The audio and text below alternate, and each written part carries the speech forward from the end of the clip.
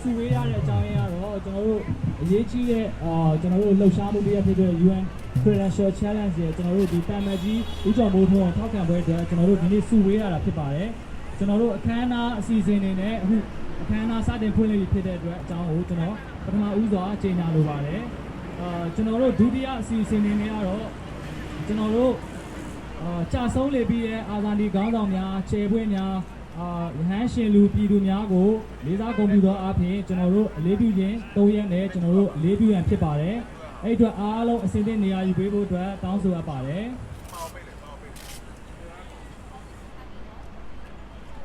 အားလုံးဒီကြာဆုံးလေပြီးသောဘိုးကျောင်းဆန်းနေတကွအာဇာနည်ခေါင်းဆောင်ကြီးများအားလေးပြု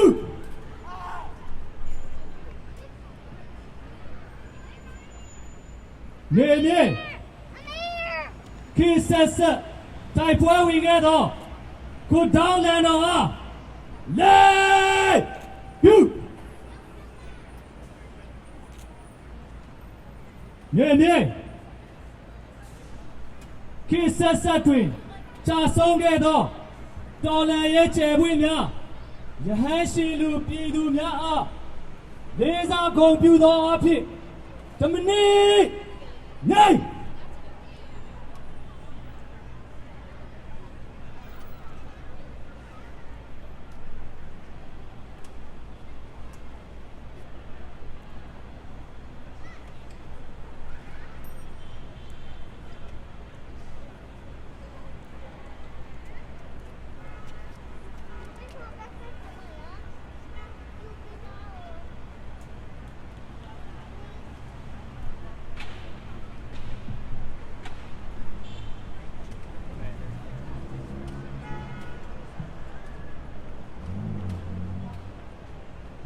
နေနေ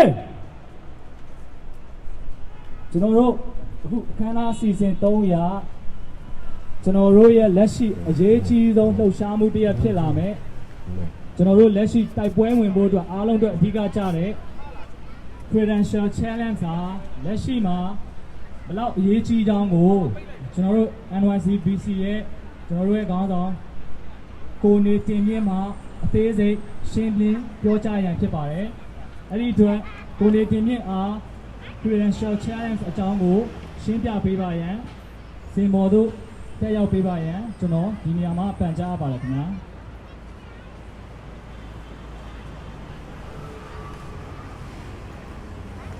โอเคအားလုံးပဲမင်္ဂလာပါခင်ဗျာကျွန်တော်တို့အခုလိုဒီမှာလာရောက်စုရုံးကြတယ်အဲ့ဒီစုရုံးရဲ့ရည်ရွယ်ချက်ကတော့လာမဲ့ကျွန်တော်တို့စက်တင်ဘာ14ရက်နေ့မှာ96ကြိမ်မြောက်ကုလသမဂ္ဂရဲ့အထွေထွေညီလာခံကြီးကိုကျင်းပတော့မှာဖြစ်ပါတယ်။အဲ့အတွက်ကျွန်တော်တို့ဟာအခုကျွန်တော်တို့ဆက်လက်တည်ရှိနေတဲ့ကျွန်တော်တို့ကုလသမဂ္ဂဆိုင်ရာမြန်မာနိုင်ငံအမြဲတမ်းကိုယ်စားလှယ်ဦးကျော်မိုးထွန်းကိုနေရာဆက်လက်တည်ရှိရရှိဖို့ရေးပြီးတော့ကျွန်တော်တို့ရဲ့ပြည်သူအားလုံးရဲ့အမျိုးသားညီညွတ်ရေးဆိုအဖွဲ့ခေါ်တဲ့ NUG ဆိုရကိုကုလသမဂ္ဂမှအတိမတ်ပြုအတွက်ကျွန်တော်လှုံ့ဆော်ခြင်းဖြစ်ပါတယ်။ဒါကြောင့်မို့ကျွန်တော်ကုလသမဂ္ဂနဲ့ပတ်သက်တဲ့အကြောင်းလေးကိုအနည်းငယ်ရှင်းပြလိုပါတယ်။လာမယ့်စက်တင်ဘာ14ရက်နေ့မှာကုလသမဂ္ဂရဲ့အထွေထွေညီလာခံကြီးကို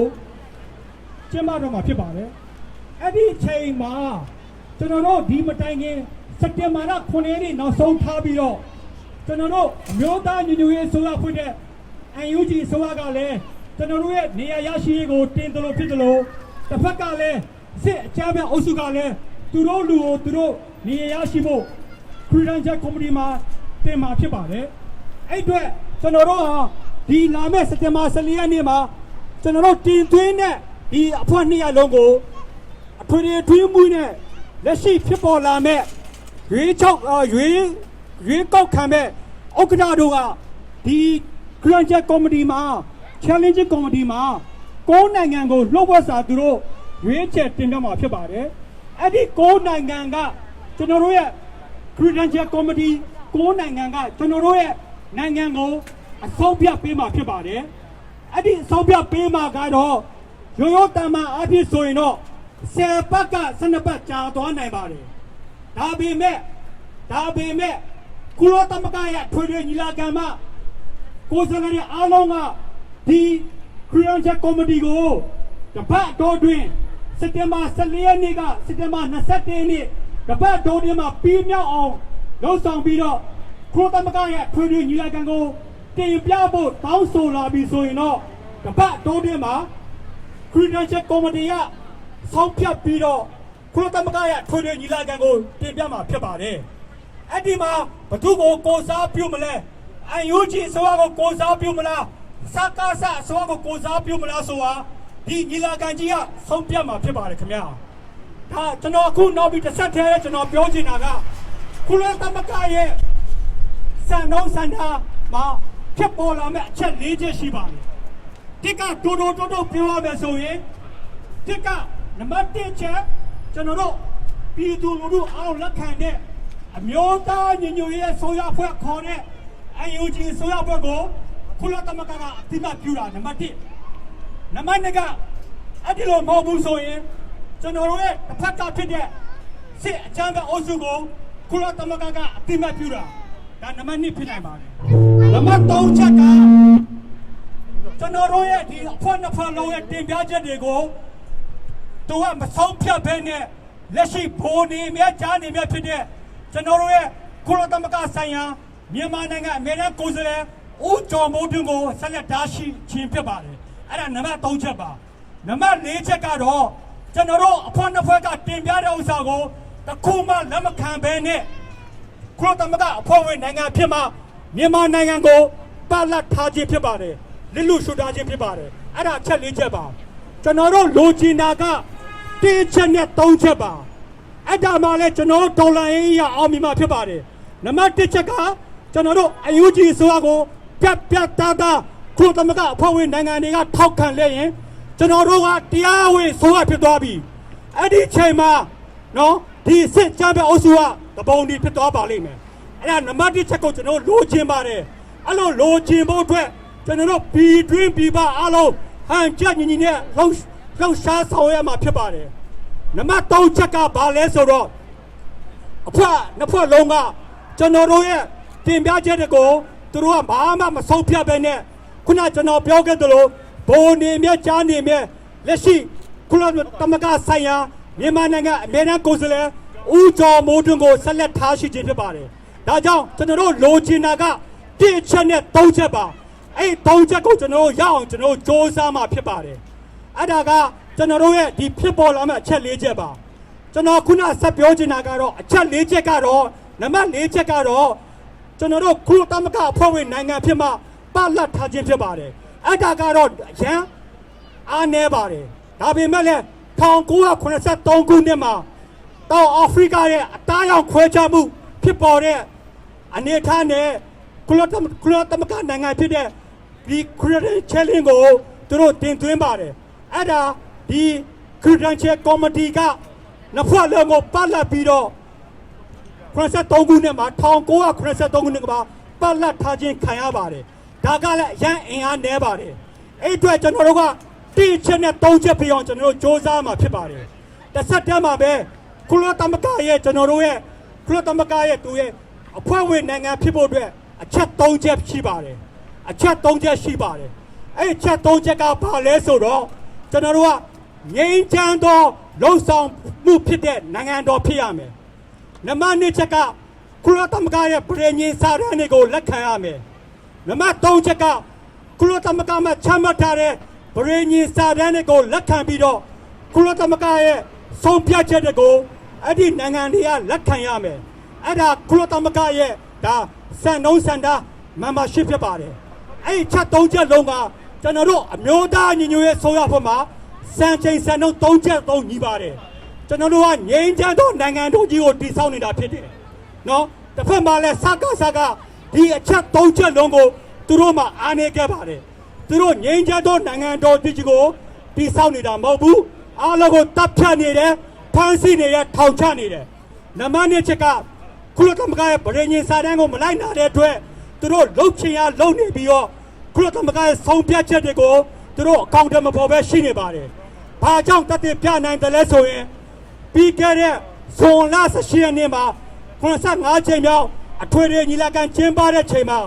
ခုလိုသမဂဆုံးဖြတ်ထားတဲ့ချက်9ချက်ရှိပါတယ်။အဲ့ဒီချက်9ချက်စလုံးကို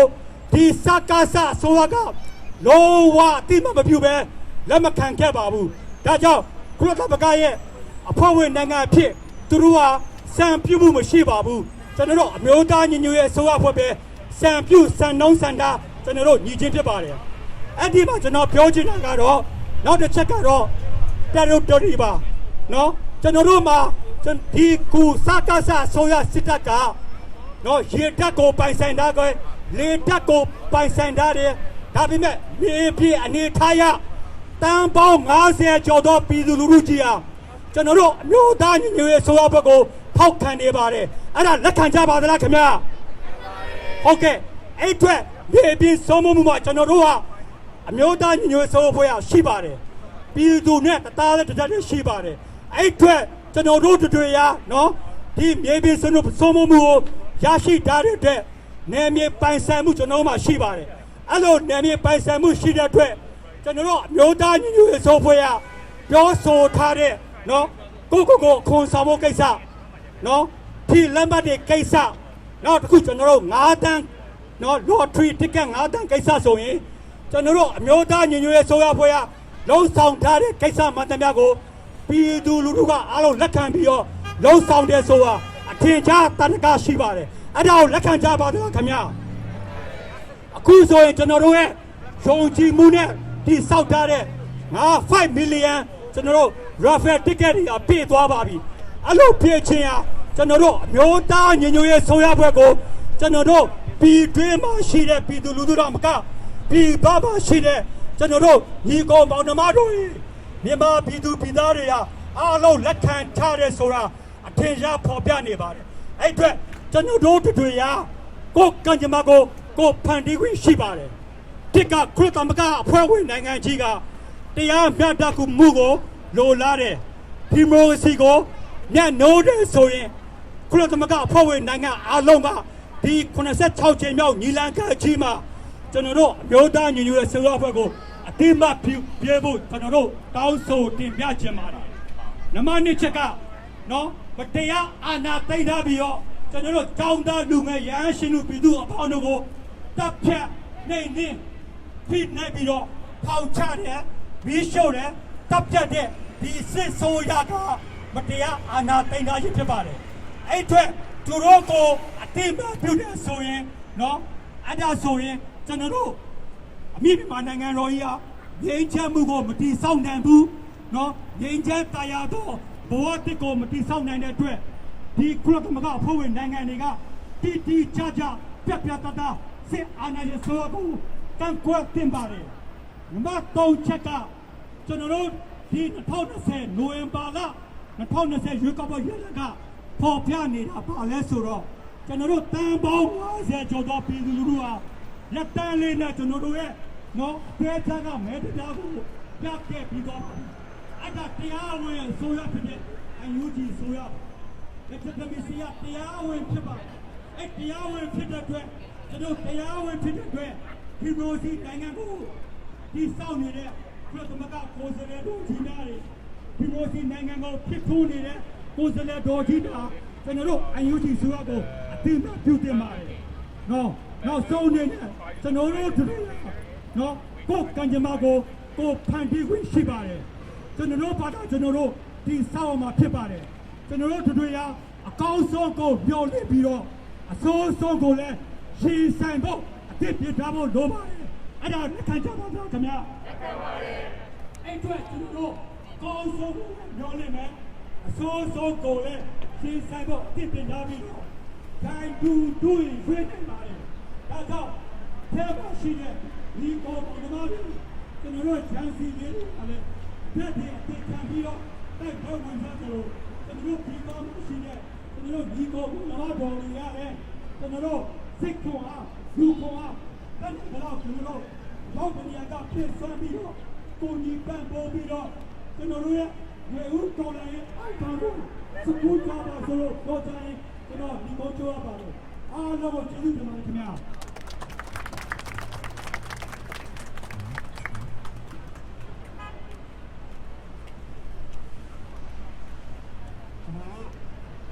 season 3ရ credential challenge ကိုရှင်းပြထားတဲ့ကိုနေတင်ပြရမလဲကျွန်တော်တို့ကျေးဇူးတင်ရှိပါတယ်ခင်ဗျာကျွန်တော်တို့အခု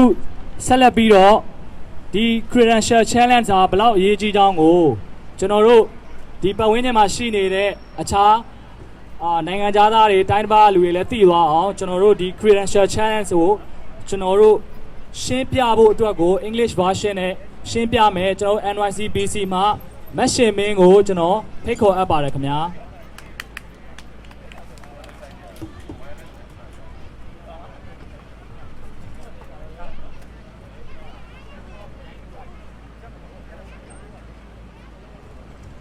ကိုစော်လေးအောင်ကျေးဇူးတင်ပါတယ်ရှင်အားလုံးလာရောက်ပေးကြတဲ့ညီကိုမောင်နှမအားလုံးလည်းကျေးဇူးတင်ပါတယ်ရှင်အတန်ကြားရလားမသိဘူးရှင်နောက်ဘက်ကနေမကြားအောင်နော်Hello Hello Testing Testing နောက်ကကြားရပါသလားရှင် Thank you Yes So I just wanted to share why we are here today to all the people that are just hanging out around us They must be wondering who we are, where we are from, and why we are here. Hello, everyone in the vicinity. We are from a country called Burma. It's known as Burma in the United States more widely, but our name is also Myanmar, so you can address us anyway. It's fine. So in my country, in Burma, there is a military coup that has started since February 1st, 2021. The military attempted a coup against our civilian government that we elected back in November 2020, democratic, free and fair election. They used a reason which is a voter fraud reason, which is untrue. And they have detained so many people and they have murdered over 1,000 people all across the country. A lot of us here have family back home and we are very worried. Every day is a living hell for us and for our family back in Burma. So we have been protesting every week here in the United States to create awareness, to get the message across to our friends, American friends, to get the message across to the congressmen and senators and to the President of the United States. And if we have friends from other countries around the world, we would like you to help us out and talk to your representatives in your own country, in your government system, to recognize our civilian government, national unity government, because that is the rightful government that we elected with the free and fair free will based on our own determination and our own choice. So today we are here for a specific reason. Come in about 2 weeks time, 2-3 weeks time, in mid-September, there will be a 76th United Nations General Assembly. During the assembly, they form a committee called Credential Challenge Committee. Through that committee, they choose representatives from these particular countries to represent in the United Nations. So right now, the military, the coup leaders, they are trying to replace our civilian elected permanent ambassador to the UN from our country. So we don't want that to happen. We want the Credentials Challenge Committee to keep choosing our ambassador that we chose. So I want to share some things about the Credential Challenge and why we think that we have a good chance at winning and how you can help us. So on coming mid-September on 14 September, the 76th UN General Assembly will begin. They will meet in New York. We don't know who will be the 6 other credential members, but they are permanent members. That includes United States, China, and Russia.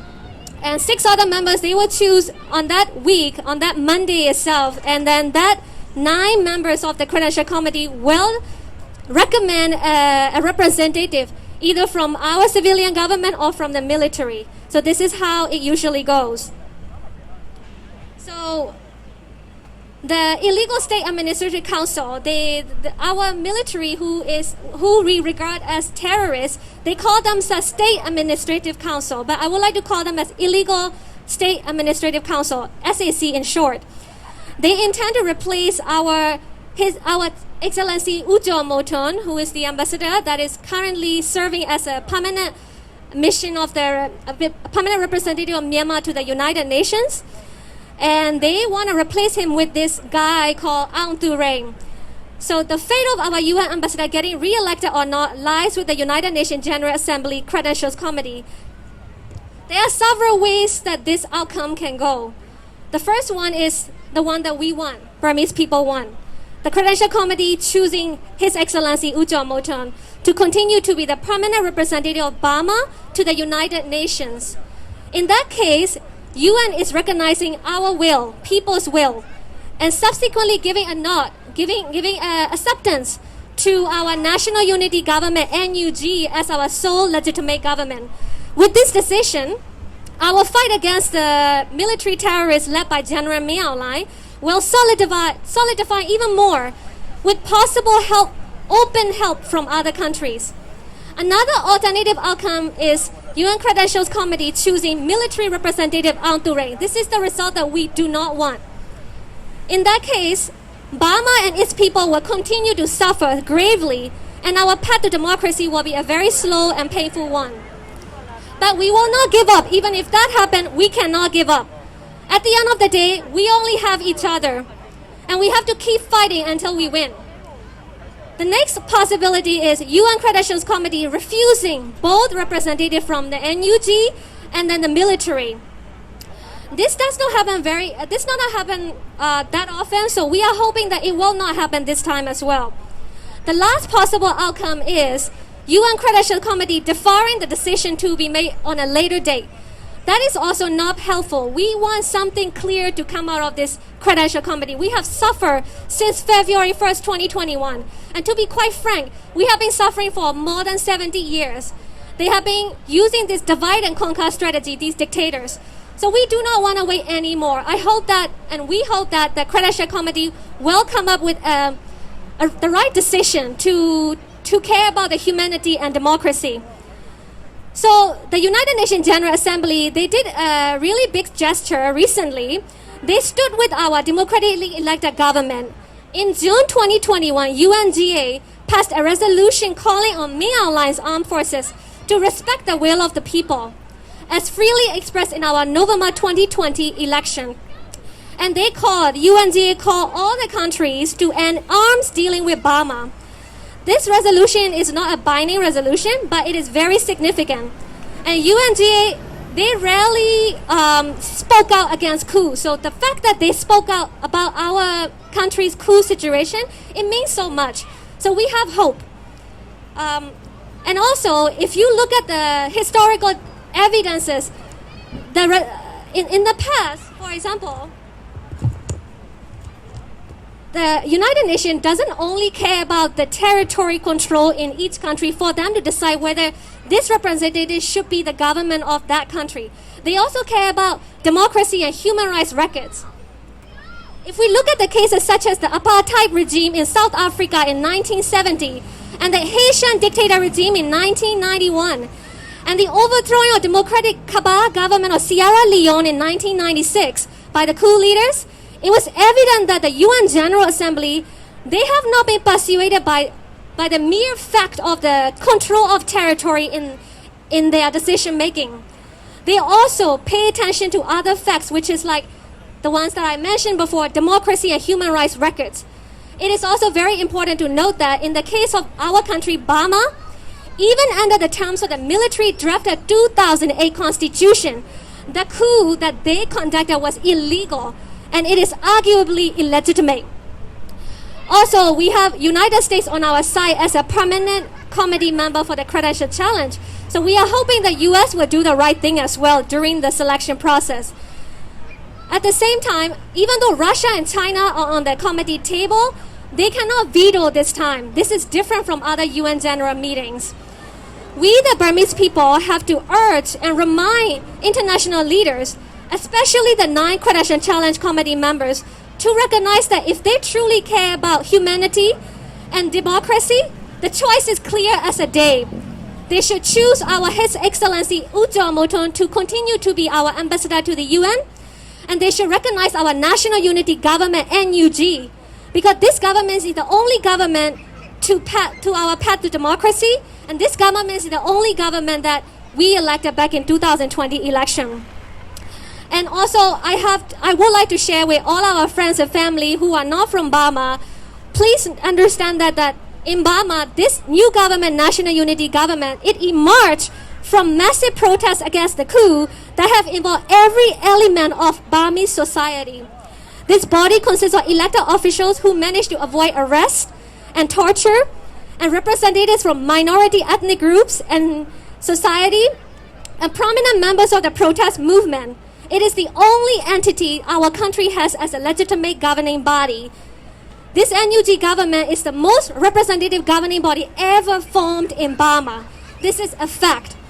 This governing body represents and is diversified not only in age, ethnicity, gender, and religion, but also to its commitment to safeguarding human rights for those groups, including the Rohingya community, that have been marginalized historically for a long, long time. We want the world to realize that governments do not get any better than this, any more ideal than this. To refuse to back the National Unity Government, NUG, would be an incredible example of overlooking the extraordinary in a vain search for the impossible. Denying NUG is denying democracy, and it is denying reality itself. A quiet refusal to recognize NUG lacks the crudity of outwardly endorsing the military usurpers, but it is no less odious for being more genteel. So we want, as Burmese people, we have to keep talking to our representatives, our congressmen and senators. We need to tell our non-Burmese friends and family from all over the world, whoever your friend is, wherever they are from, talk to them, to talk to their country leaders, especially the member countries of the United Nations, to make the right decision for humanity and democracy. We are all responsible to write our own history. Thank you very much.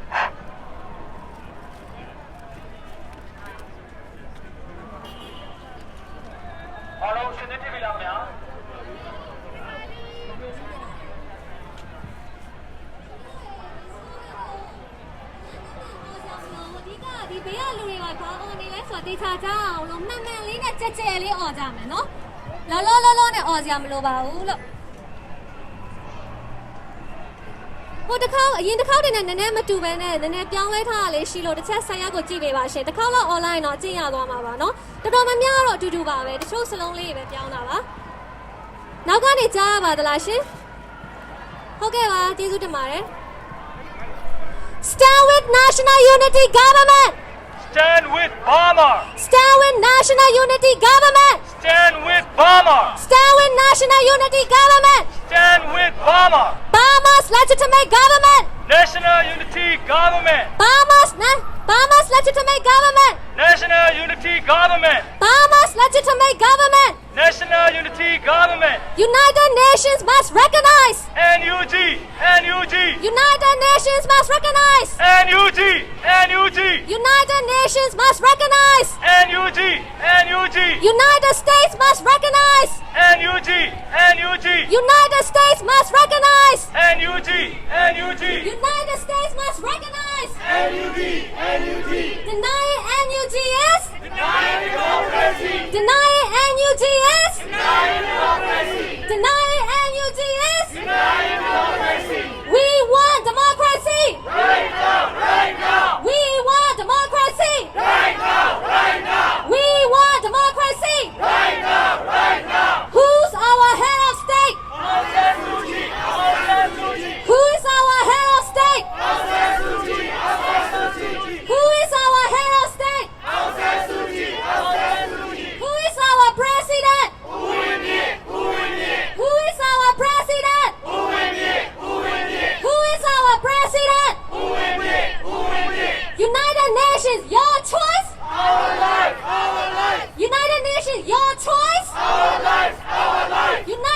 is your choice. Our life, our life. Reject the military. Accept NUG.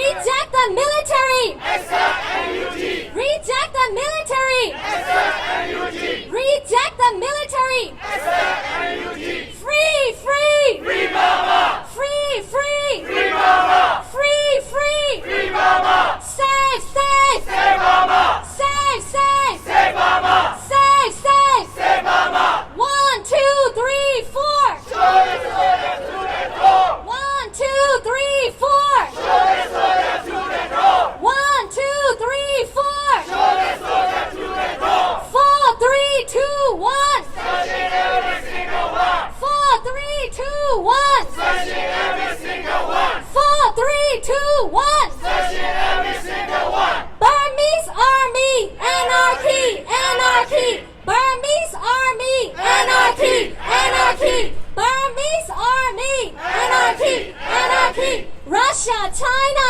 Stay away from Burma. Russia, China, stay away from Burma. Russia, China, stay away from Burma. Russia, China, stay away from Burma. Min Aung Hlaing and his armed forces. Terrorists. Terrorists. Min Aung Hlaing and his armed forces. Terrorists. Terrorists. Min Aung Hlaing and his armed forces. Terrorists. Terrorists. Stand for the truth. Ban the coup. Stand for the truth. Ban the coup. Stand for the truth. Ban the coup. Global leaders. Support NUG.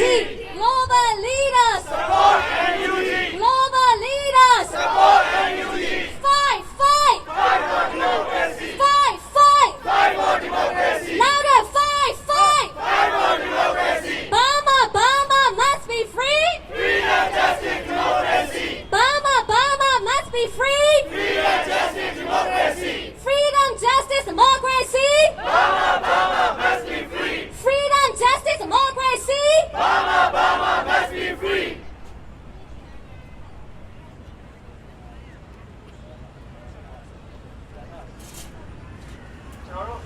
ကျွန်တော်မြန်မာလိုလေးတဲ့တစ်ချက်ကျွန်တော်တို့တွေးပူအောင်ကျွန်တော်တို့စိတ်နဲ့တွေတက်ကြအောင်မြန်မာလိုလေးတဲ့တစ်ချက်ကျွန်တော်အော်အောင်နော်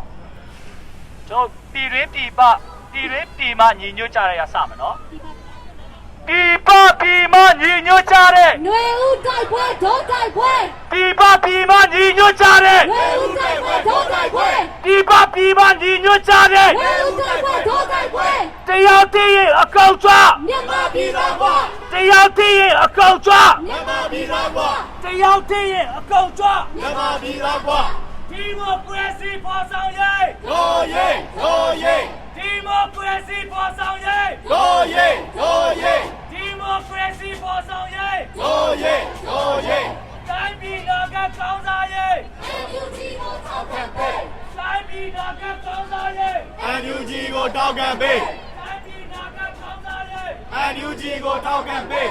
ကိုချမကိုဖန်တီးရေး Credential Challenge မှာပူပေါင်းပေး ကိုချမကိုဖန်တီးရေး Credential Challenge မှာပူပေါင်းပေး ကိုချမကိုဖန်တီးရေး Credential Challenge မှာပူပေါင်းပေး ငါတို့ကောင်းစားဘသူလဲဟဲ့ ဒေါ်ဆန်းစုကြည်ဒေါ်ဆန်းစုကြည် ငါတို့ကောင်းစားဘသူလဲဟဲ့ ဒေါ်ဆန်းစုကြည်ဒေါ်ဆန်းစုကြည် ငါတို့ကောင်းစားဘသူလဲဟဲ့ ဒေါ်ဆန်းစုကြည်ဒေါ်ဆန်းစုကြည် ငါတို့သမရဘသူလဲဟဲ့ ဦးဝင်းမြင့်ဦးဝင်းမြင့် ငါတို့သမရဘသူလဲဟဲ့ ဦးဝင်းမြင့်ဦးဝင်းမြင့် ငါတို့သမရဘသူလဲဟဲ့ ဦးဝင်းမြင့်ဦးဝင်းမြင့် ဖက်စစ်စစ်တပ်ပြုတ်ချရေး PDF ကိုအားဖြည့်ပေး ဖက်စစ်စစ်တပ်ပြုတ်ချရေး PDF ကိုအားဖြည့်ပေး ဖက်စစ်စစ်တပ်ပြုတ်ချရေး PDF ကိုအားဖြည့်ပေး ဖက်စစ်စစ်တပ်ပြုတ်ချရေး PDF ကိုအားဖြည့်ပေး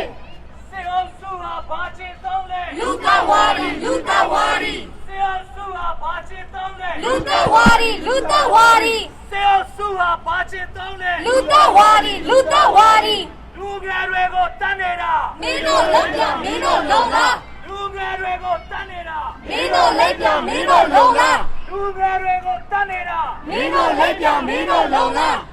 ချိန်စီးရှင်းကြတဲ့အခါ တာဝန်ရလို့လာမပြောနဲ့ ချိန်စီးရှင်းကြတဲ့အခါ တာဝန်ရလို့လာမပြောနဲ့ ချိန်စီးရှင်းကြတဲ့အခါ တာဝန်ရလို့လာမပြောနဲ့ လူသက်ကောင်ကြီးမင်းအောင်လိုက် ကျိုးရင်ပေါ်လို့ပေါ်ကြပေါ်ကြ လူသက်ကောင်ကြီးမင်းအောင်လိုက် ကျိုးရင်ပေါ်လို့ပေါ်ကြပေါ်ကြ လူသက်ကောင်ကြီးမင်းအောင်လိုက် ကျိုးရင်ပေါ်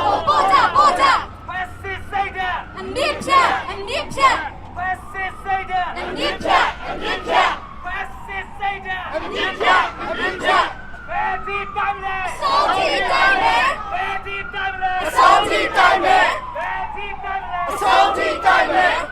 စီစံသားမှာတွန်းလာနေတာ Go in the go. ငါတို့မကြောက်ဘူး ဒါပဲလားပြောပါဦးစီစံသားမှာတွန်းလာနေတာ ကိုဗစ်လောက်ကိုငါတို့မကြောက်ဘူး စီစံသားမှာတွန်းလာနေတာ ကိုဗစ်လောက်ကိုငါတို့မကြောက်ဘူး မတ်ကိုလေယော That go that too. မတ်ကိုလေယော တက်ကိုလည်းဖြုတ် မတ်ကိုလေယော တက်ကိုလည်းဖြုတ် ဓမ္မတွေဦးတော်လာရဲမှာ အာနာရှင်ကိုမောင်းထုတ်ကြလို့ ဓမ္မတွေဦးတော်လာရဲမှာ အာနာရှင်ကိုမောင်းထုတ်ကြစို့ ဓမ္မတွေဦးတော်လာရဲမှာ အာနာရှင်ကိုမောင်းထုတ်ကြစို့ တိုင်းရင်းသားပေါင်းစုံစုံညီတဲ့ပွဲ သုံးသက်တိုက်ပွဲငါတို့နဲ့ တိုင်းရင်းသားပေါင်းစုံစုံညီတဲ့ပွဲ သုံးသက်တိုက်ပွဲငါတို့နဲ့ တိုင်းရင်းသားပေါင်းစုံစုံညီတဲ့ပွဲ သုံးသက်တိုက်ပွဲငါတို့နဲ့ မင်းအောင်လိုင်းနဲ့နောက်လိုက်များ နောက်ဆုံးနေ့ကပြည်စင်ထား မင်းအောင်လိုင်းနဲ့နောက်လိုက်များ နောက်ဆုံးနေ့ကပြည်စင်ထား မင်းအောင်လိုင်းနဲ့နောက်လိုက်များ နောက်ဆုံးနေ့ကပြည်စင်ထား နောက်ကျွန်တော်တို့ကိစ္စသတိပေးရအောင်နောက်တစ်ချိန်တော့မင်းအောင်လိုင်းနဲ့နောက်လိုက်များ နောက်ဆုံးနေ့ကပြည်စင်ထား မင်းအောင်လိုင်းနဲ့နောက်လိုက်များ နောက်ဆုံးနေ့ကပြည်စင်ထား မင်းအောင်လိုင်းနဲ့နောက်လိုက်များ နောက်ဆုံးနေ့ကပြည်စင်ထား သေတော်ဘုံ အောင်ရမည်အောင်ရမည် သေတော်ဘုံ အောင်ရမည်အောင်ရမည် သေတော်ဘုံ အောင်ရမည်အောင်ရမည်အောင်ဖို့အောင်ရမည် အင်္ဂလိပ်လိုတစ်ကြောင်းပြန်ကြပြီးရင်ရှင်မင်းတို့လွတ်လပ်ရေးတက်တော်လိုင်းရေးတစ်ချိန်နဲ့ဆိုကြပါမယ် Stand with National Unity Government. Stand with Burma. Stand with National Unity Government. Stand with Burma. Stand with National Unity Government. Stand with Burma. Burma's legitimate government. Unity government. Burma's legitimate government. National Unity Government. Burma's legitimate government. National Unity Government. One more time. Burma's legitimate government. National Unity Government. United Nations must recognize. NUG. NUG. United Nations must recognize. NUG. United Nations must recognize. NUG. United States must recognize. NUG. NUG. NUG. NUG.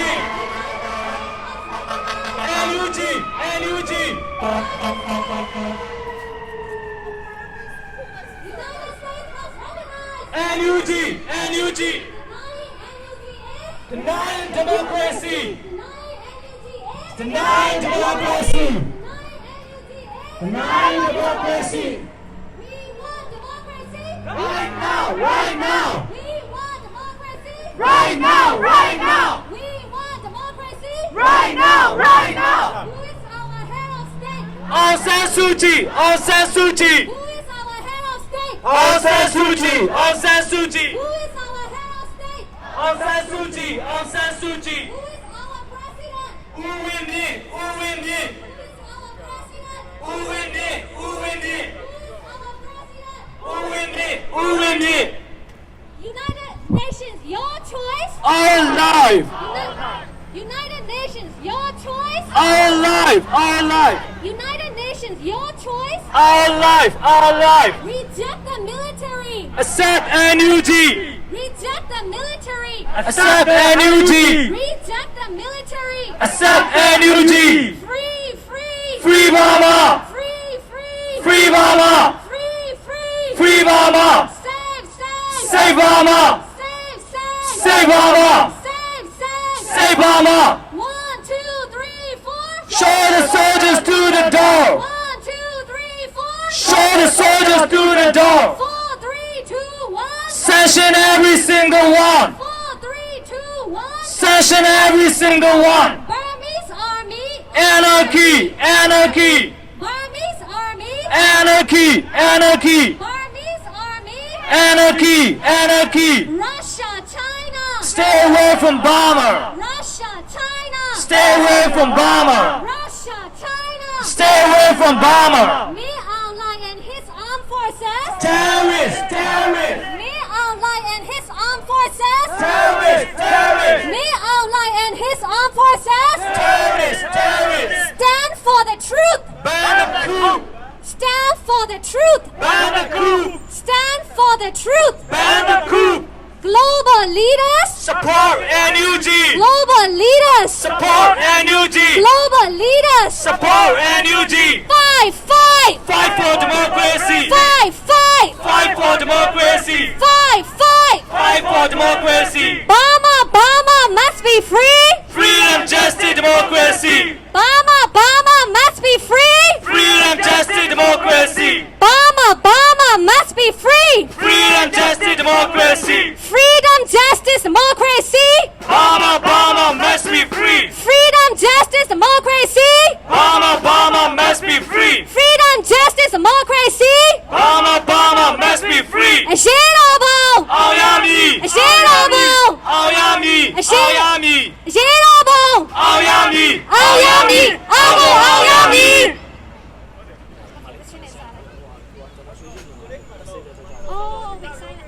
Okay အားလုံးကိုကျွန်တော်တို့အထူးကျေးဇူးတင်ရှိပါတယ်ခင်ဗျာကျွန်တော်တို့အစီအစဉ်နံပါတ်5အနေနဲ့ကျွန်တော်တို့ပထမတစ်ကြိမ်ကျွန်တော်တို့ UN headquarters ရှေ့မှာကျွန်တော်တို့ပြုလုပ်ခဲ့တဲ့ကျွန်တော်တို့ silent demonstration ကိုကျွန်တော်တို့ပြန်လည်သရုပ်ဖော်မှာဖြစ်ပါတယ်အဲ့ဒီအတွက်ကျွန်တော်တခုမြစ်တာရက်ခံနေတာကကြွားရောက်လာတဲ့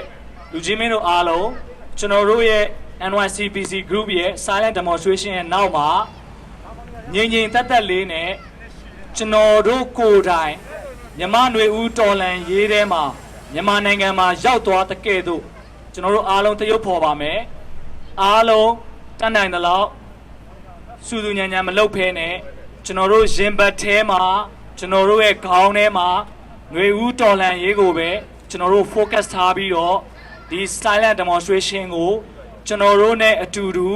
အထမြောက်ဖို့ရာကဘာမှာရှိတဲ့ international awareness media awareness ရအောင်ကျွန်တော်တို့အားလုံးနဲ့ပူးပေါင်းပါဝင်ပြီးတော့ကိုစီဆိုင်းပုတ်လေးတွေကိုငြိမ်သက်စွာကင်ရင်းနဲ့ကျွန်တော်တို့ကူညီအားဖြည့်ပေးပါလို့ကျွန်တော်တို့မေတ္တာရက်ခံပါတယ်ကျွန်တော်တို့ရဲ့ silent demonstration ကျွန်တော်တို့အရန်အချိန်ကြာကြီးမဟုတ်ပါဘူးအချိန်မကြာပါဘူးကျွန်တော်တို့10မိနစ်15မိနစ်စာပဲရှိပါမယ်အဲ့ဒီအတွက်ကျွန်တော်တို့ကူညီထောက်ပံ့ပေးပါအနောက်မှာညီညာလေးကျွန်တော်တို့ကိုငြိမ်သက်စွာနဲ့ရပ်ပေးပါကျွန်တော်တို့ဒီ demonstration အတွက်ကျွန်တော်တို့9မိနစ်လောက်ကျွန်တော်တို့ပြင်ဆင်ချိန်လေးယူရပါမယ်โอเคအားလုံးကိုကျေးဇူးတင်ပါတယ်ခင်ဗျာ UN ဆိုင်ဘုတ်ကင်ထားတဲ့လူတွေရှိရင်အဲဆိုင်ဘုတ်လေးတွေကိုနည်းနည်းမြောက်ပြီးကင်ပေးပါနည်းနည်းတော့လက်ညောင်းပါမယ်ရှင် demonstration ကတကယ်စပြီဆိုရင်တော့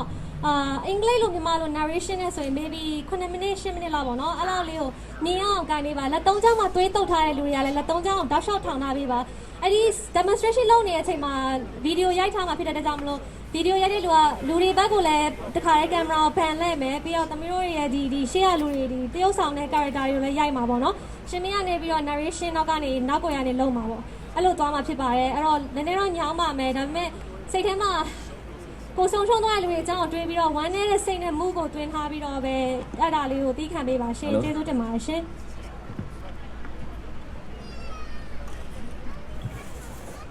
ကျွန်တော်ဒီ silent demonstration ကဘာအနှံ့မှာလဲပေါ့နော်နိုင်ငံတွေလောက်ခွင့်ရတဲ့ကျင်းပခွင့်ရတဲ့နိုင်ငံတွေမှာလည်းအားလုံးကိုစီလုပ်နေကြပါတယ်ကျွန်တော်တို့ပထမတစ်ခေါက်တုန်းက UN ရုပ်ရှင်မှာကျွန်တော်တို့အကောင့်လေးခေါ်ခဲ့တော့ကလည်းကျွန်တော်တို့ကိုယ်တိုင်ရက်ရည်ဝဲခဲ့ရပါတယ်ဟိုမြန်မာလေးရှင်မင်းဆိုလဲကျွန်တော်တို့နောက်ဝါတို့ဆိုလဲကိုယ်တိုင်ရက်ရည်ချခဲ့ရပါတယ်အဲ့ဒီအတွက်ကျွန်တော်တို့ရဲ့အခုလက်ရှိ move ဟာကျွန်တော်တို့ protest တွေ orange move ကိုကျွန်တော်တို့အားလုံးကျွန်တော်ပြောင်းလဲလိုက်ပါမယ်ကျွန်တော်တို့ကိုယ်တိုင်ဒီနေရာဒီအခင်းချင်းဟာမြန်မာနိုင်ငံရဲ့ຫນွေဦးတော်လှန်ရေးတွေကိုရောက်သွားတဲ့ကဲ့သို့ကျွန်တော်တို့ခန်းစားပေးပါကူညီအားဖြည့်ပေးပါเนาะကျေးဇူးအများကြီးတင်ပါတယ်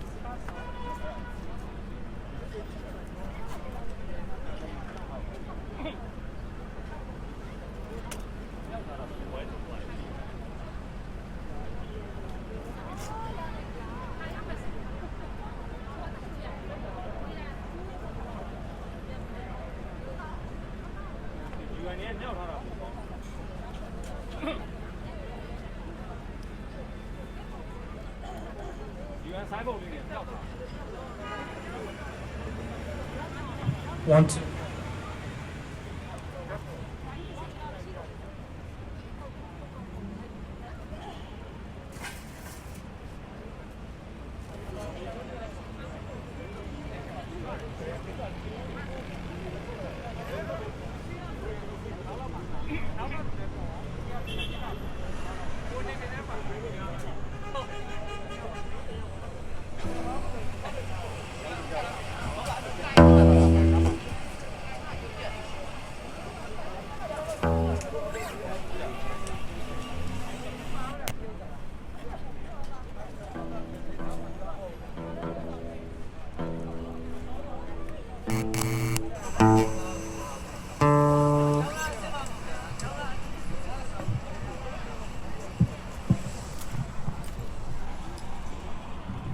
ကျွန်တော်တို့ရဲ့ဒီအခင်းအကျင်းလေးကိုเนาะအကျဉ်းမြင့်လေးကျွန်တော်တို့ပြောပြနေတာကျွန်တော်တို့ဗမာပြည်မှာတကယ်ကြုံတွေ့ခံစားနေရတဲ့အတိုင်းကျွန်တော်တို့လူနာတွေပါမယ်၊ကျောင်းသားတွေပါမယ်၊ရဟန်းတော်တွေပါမယ်ကျွန်တော်တို့ဆရာဝန်တွေနဲ့တူနာပြုတွေကလည်း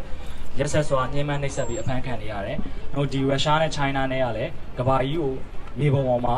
အကွက်များစွာရွှေ့နေတယ်ဆိုတဲ့အကြောင်းကျွန်တော်တို့ပေါ်ထားတယ်။ဟိုဘက်မှာကျွန်တော်တို့ UN လူကြီးမင်းတွေရှိမယ်။တစ်ချိန်လုံးကျွန်တော်တို့ ignore လုပ်ထားတဲ့ UN လူကြီးမင်းတွေပေါ့နော်။သူတို့တွေ statement တွေကြီးပေါ်ပြန်ကျင်တယ်။ဒါကိုကျွန်တော်တို့ကNYCBC ကမက်ရှင်မင်းကကျွန်တော်မြန်မာလို narration လေးပြောမယ်Charles က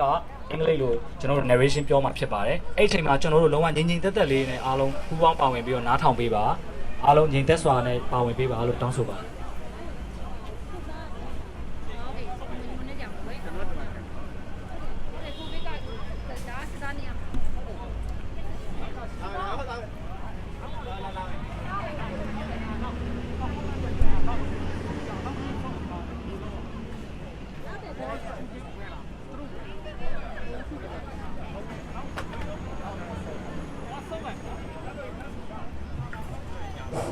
โอเค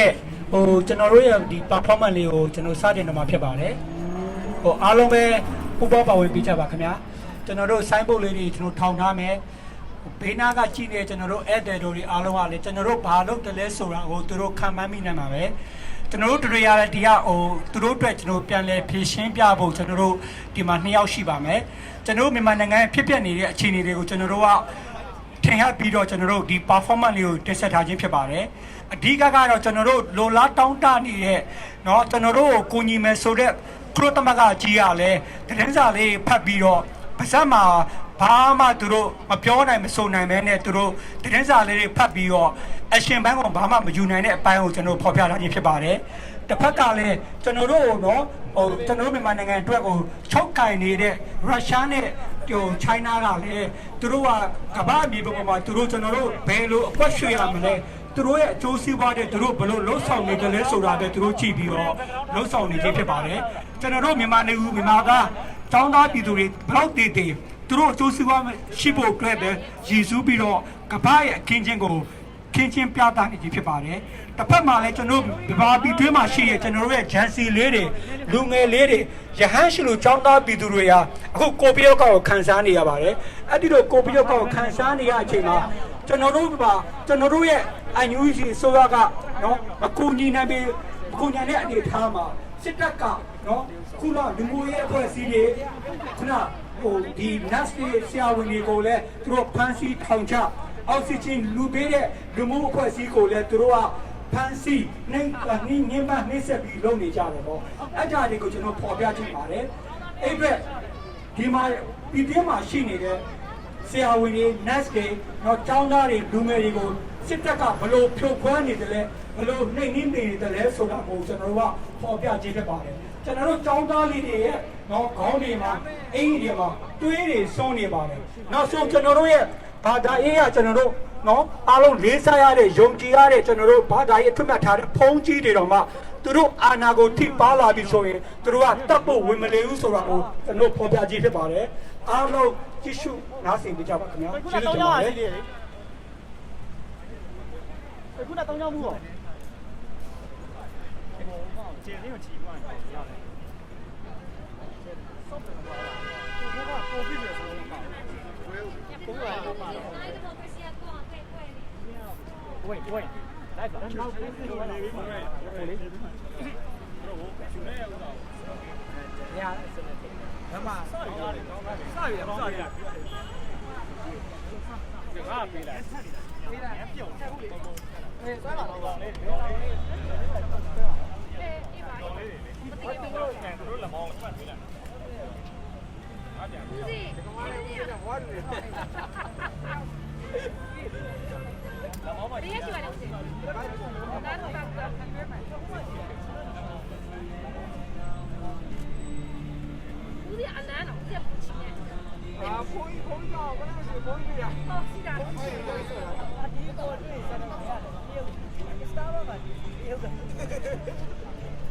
နောက်ဆုံးချင်တာရှင်းမေရှင်းမေ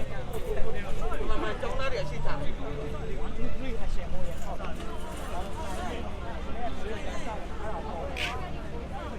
ဘိုးကကိုရေးတယ်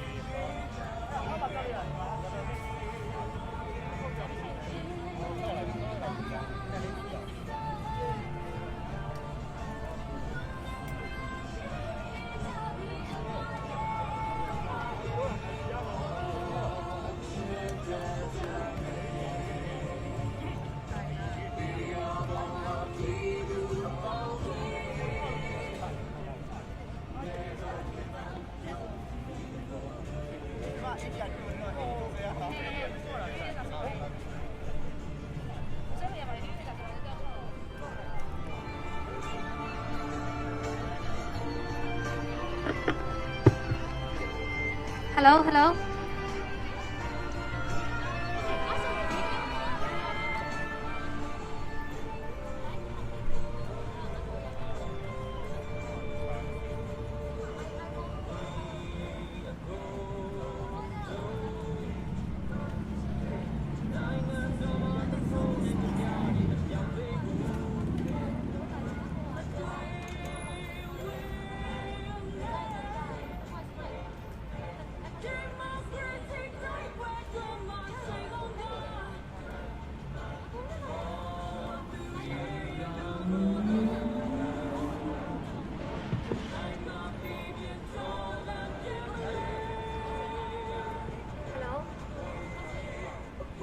She may know it's sad or best or along in that in the river, Simon Lily, Mia, or go ahead, down along in my little lake, I river. Chennai, so yeah.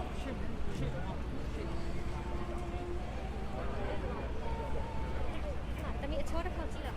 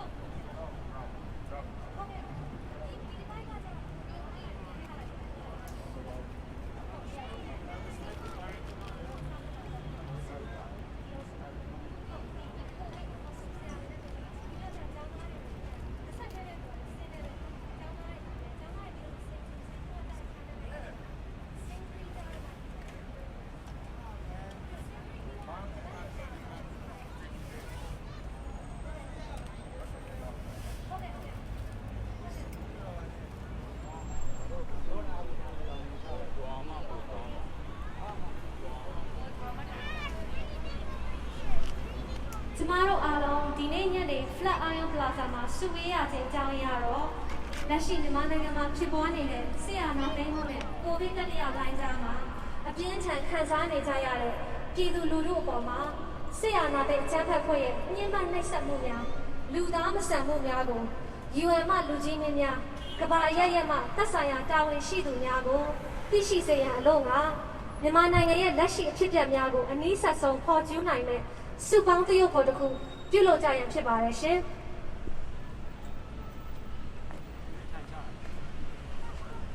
ပထမဆုံးကြည့်လိုက်မယ်ဆိုရင်ဒီစင်တစ်ခုမှာတော့စစ်အကြမ်းဖက်ဖွဲ့ရဲ့အစွမ်းကုန်လူမဆန်ရက်စက်မှုညှဉ်းပန်းနှိပ်စက်မှုနဲ့အတူကိုဗစ်ဝေဒနာအပြင်းထန်ခံစားနေရတဲ့အချိန်မှာအောက်ဆီဂျင်တော့မရတဲ့လူနာကိုမြင်ရမှာဖြစ်ပါတယ်ရှင်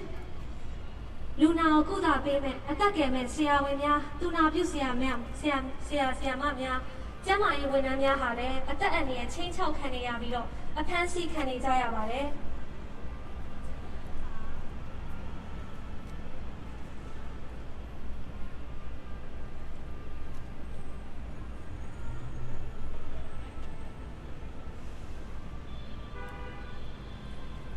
ဒီဆက်ထဲမှာပဲကျောင်းသားကျောင်းသူတွေနိုင်ငံတော်ရဲ့အနာဂတ်ကလေးငယ်တွေလူငယ်တွေရဟန်းတော်များဒီမိုကရေစီလိုလားသူများဟာလည်းလမ်းမတွေပေါ်မှာအပြစ်သက်ခံဖမ်းဆီးခံနေရကြပြီးစစ်အကြမ်းဖက်ဖွဲ့ဟာကိုဗစ်ဗိုင်းရပ်စ်ကိုဇီဝလက်နက်တစ်ပွဲအသုံးပြုပြီးတော့တစ်ဖက်မှာလည်းလက်နက်အင်အားနဲ့ပြည်သူလူထုကိုနိုင်ထက်စီးနှင်ပြုတ်မှုဆက်ဆံနေတာကိုတွေ့ရမှာဖြစ်ပါတယ်ရှင်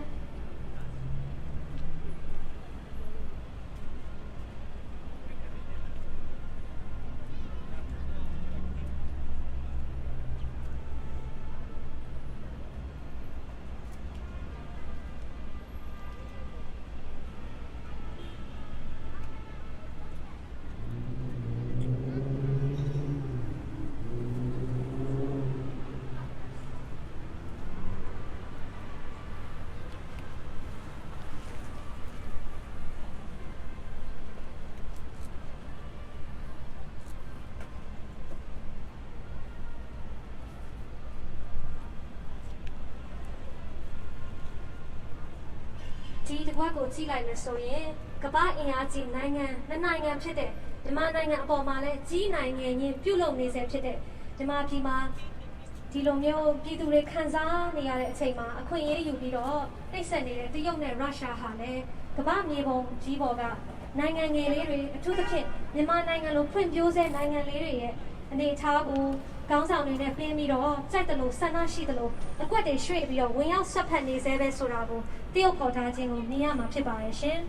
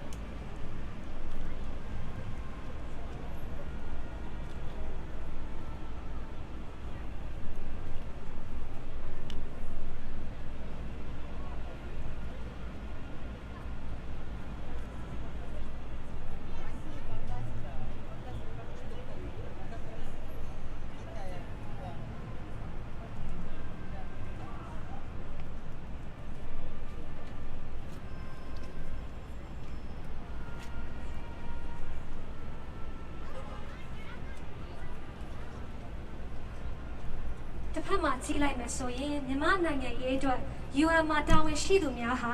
လစ်လျူရှုထားဆဲသွေးအေးနေဆဲဖြစ်ပြီးတော့မြန်မာပြည်အတွက်တိကျပြတ်သားတဲ့ထိရောက်တဲ့ကူညီမှုတွေအတွက်မလှုပ်ဆောင်ဘဲနဲ့ The United Nations is deeply concerned about Myanmar ဆိုတဲ့အပေါ်ယံကိုချင်းစာတရားတကယ်မပြေဝတဲ့စကားများကိုသာပြောဆိုကြထက်တလဲလဲပဲလက်တွေ့မဆန်တဲ့ statement တွေကိုတစ်စောင်ပြီးတစ်စောင်ထုတ်ပြန်နေကြတာကိုတွေ့မြင်ရမှာဖြစ်ပါတယ်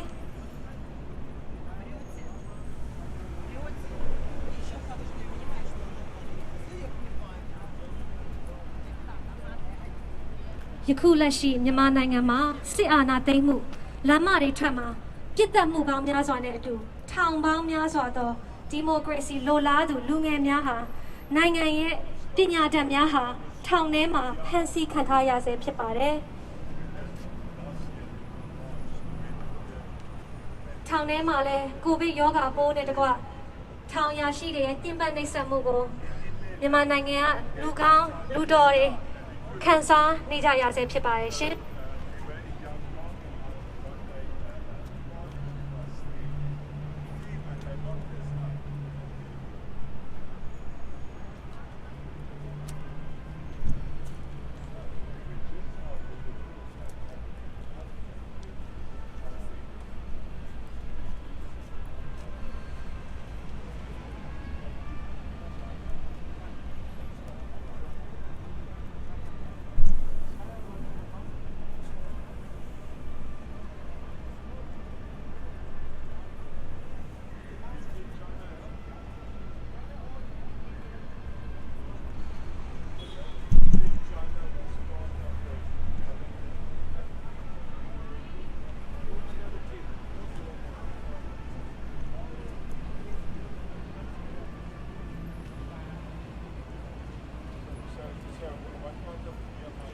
ယခုလက်ရှိအာဏာသိမ်းစစ်ကောင်စီရဲ့အကြမ်းဖက်ပြစ်ကတ်မှုနဲ့ကိုဗစ်တတိယလှိုင်းကြောင့်လူထောင်ပေါင်းများစွာသေဆုံးခဲ့ပြီးဖြစ်ပါတယ်။အာဏာသိမ်းစစ်ကောင်စီဟာသူတို့အာဏာရှင်လက်ဆုပ်စာသာအသက်ရှင်ကြံဖို့အာဏာတည်မြဲဖို့ချမ်းသာကြွယ်ဝဖို့ကြိုးစားနေပြီးတော့မြန်မာပြည်သူတွေကိုဥပက္ခအဆင်ပြုကလိုအပ်တဲ့ကျန်းမာရေးစောင့်ရှောက်မှုများလည်းပေးစွမ်းနိုင်ခြင်းမရှိပါဘူး။ဒေါ်ဆန်းစုကြည်ဦးဆောင်တဲ့အရပ်သားအစိုးရတည်ထောင်ခဲ့တဲ့ကျန်းမာရေးစနစ်ဟာလည်းစစ်ကောင်စီကြောင့်ပြိုလဲခဲ့ပြီဖြစ်ပါတယ်။ UN မှလူကြီးမင်းများကမ္ဘာခေါင်းဆောင်ကြီးများအနေနဲ့မြန်မာပြည်သူတွေရဲ့တန်ဖိုးရှိလာတဲ့အသက်တွေကိုတိမ်တန်းချီပြီးမဆုံးရှုံးခင်မှာအချိန်မီထိရောက်တဲ့ကူညီမှုအရေးယူမှုများနဲ့အတူမြန်မာပြည်ကြီးကိုကယ်တင်ပေးကြပါလို့ကျမတို့ New York City Burmese Community အဖွဲ့သားမိသားစုများကအနည်းဆက်ဆုံးတရုပ်ဖော်ရင်းပြင်းပြင်းထန်ထန်တောင်းဆိုအပ်ပါတယ်။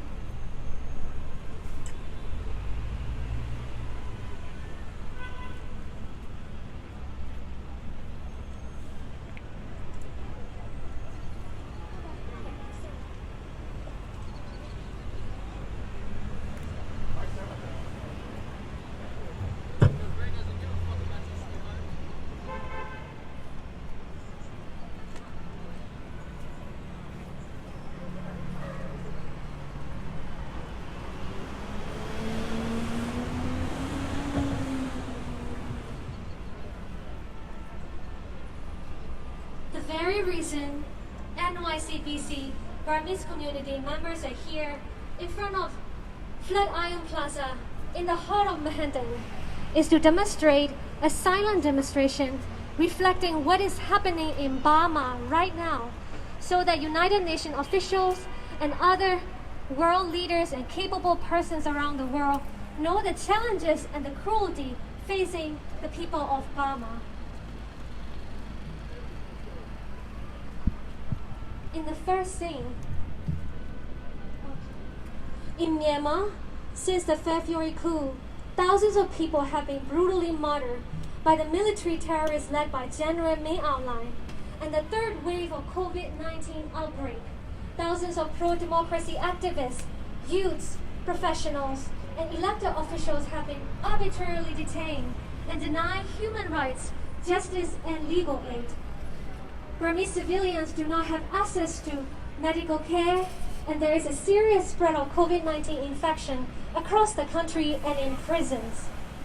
General Meng Online turns a blind eye to our people. The coup leader only cares about sustaining the power that he is attempting to claim against people's will. In this first scene, you will see a patient with COVID-19 infection suffering from lack of oxygen, as well as the inhumane treatment by a terrorist military soldier cutting off oxygen and medical supplies from her.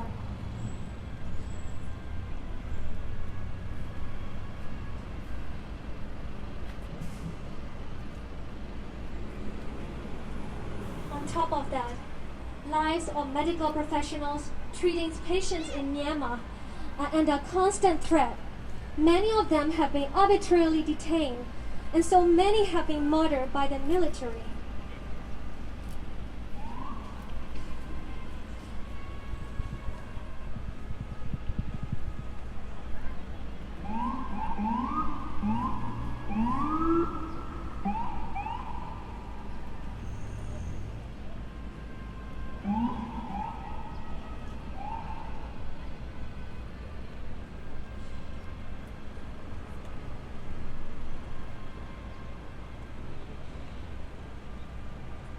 In the next scene,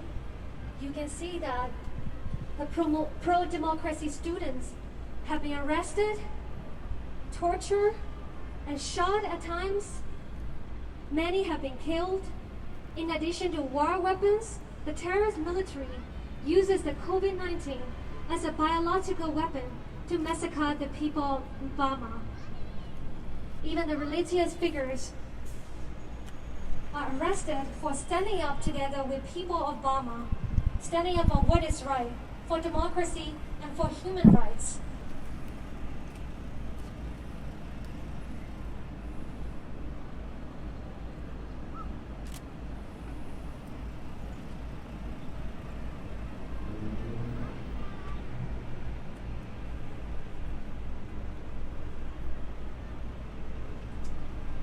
Military has been slaughtering people all across Burma without discrimination for merely speaking up for their own right to live, not just to survive, to practice their right to vote, to ask for the government they elected to come back to the office. Just for merely doing these things, the terrorist military has been murdering people all across the country starting February 1st, 2021. Military uses this divide and conquer strategy to pit different ethnic groups against each other. We have been suffering for more than 70 years, and the time for democracy is now. In the next scene, we are showing how two global powers, China and Russia, interfere and exploit small and developing countries like Burma or Myanmar for their own interests. To them, it is merely a game and business.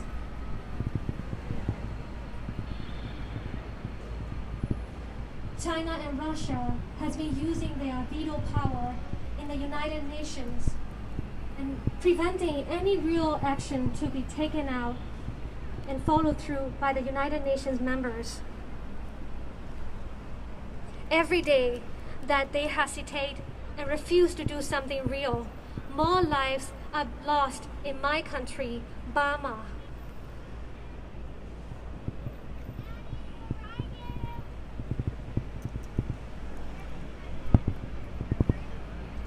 To them, it may be just a statistic every time there is a new death, every day. But to us, these are our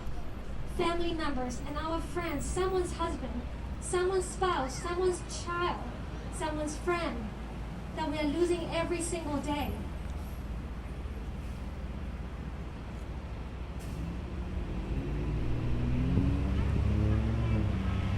In this scene,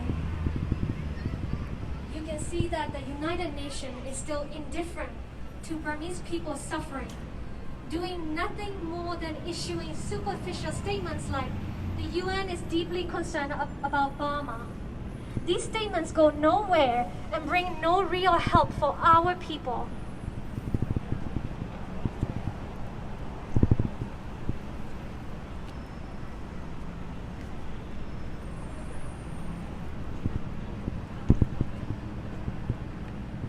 Starting February 1st in Burma, the killing has not stopped. Militaries, terrorists, they have slaughtered over 1,000 protesters and bystanders in the cold blood. General Myanmar clearly is incapable of governing the nation and protecting its people. The terrorist military has destroyed Burma's health system developed by civilian government led by the state councillor Aung San Suu Kyi. This horrifying situation in Burma cannot be overlooked. we, the Burmese people, living in the United States and striving for democracy in our birth country, Burma, urge the United Nations officials and world leaders to help Burma with effective interventions and save the lives of our people.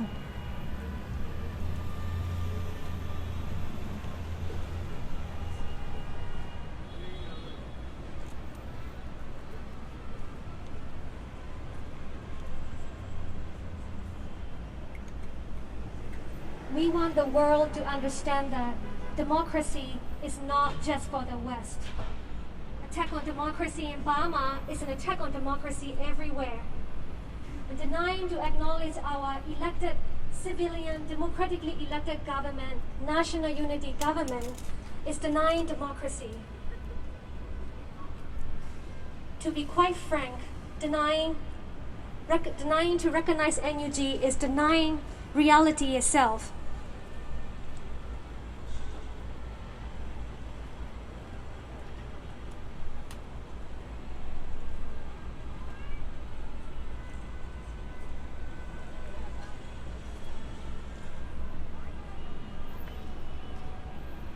To all our American friends and friends from all around the world, please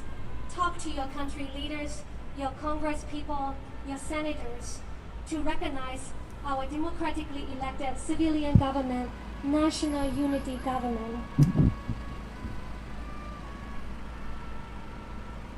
Please stand with us now instead of mourning with us later. We don't want the world to build museums with all our fallen heroes in it and later revisit the sadness and sorrows that we suffer. Instead, all of you can make a difference just by a phone call or a simple letter to your Congress and senators or to your president or your prime ministers to recognize our democratically elected national unity government.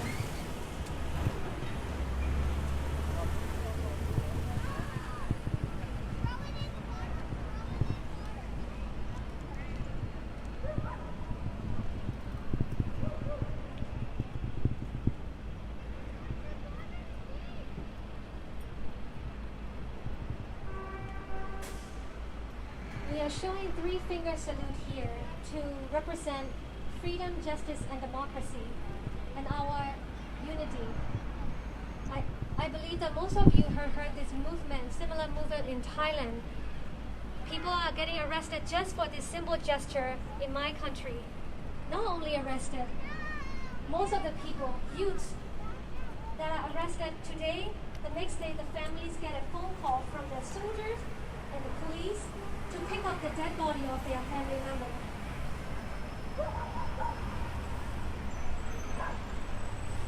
No one deserves to go through a life like this.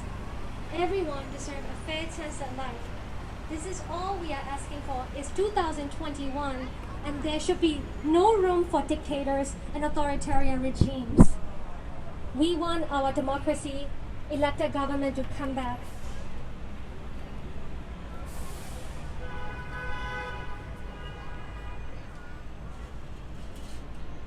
Thank you very much for your attention.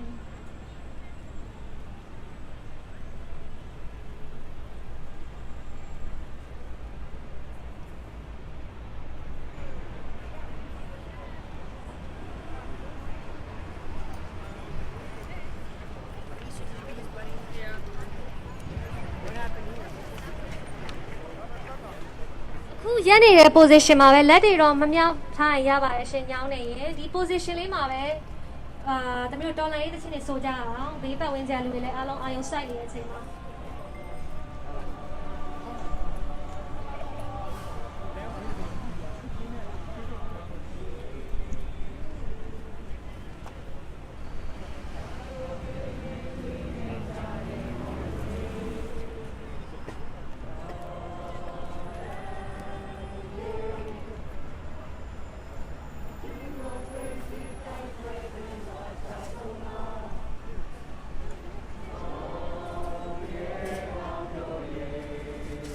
ချင်းလေးလိုက်ဆိုကြပါရှင်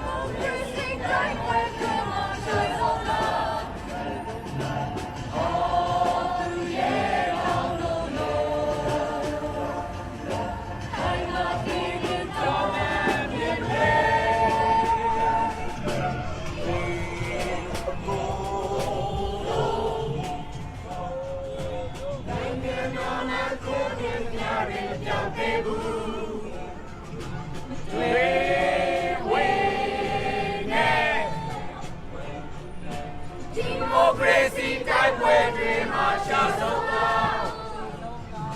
Oh, yeah, don't know you. I'm not feeling down and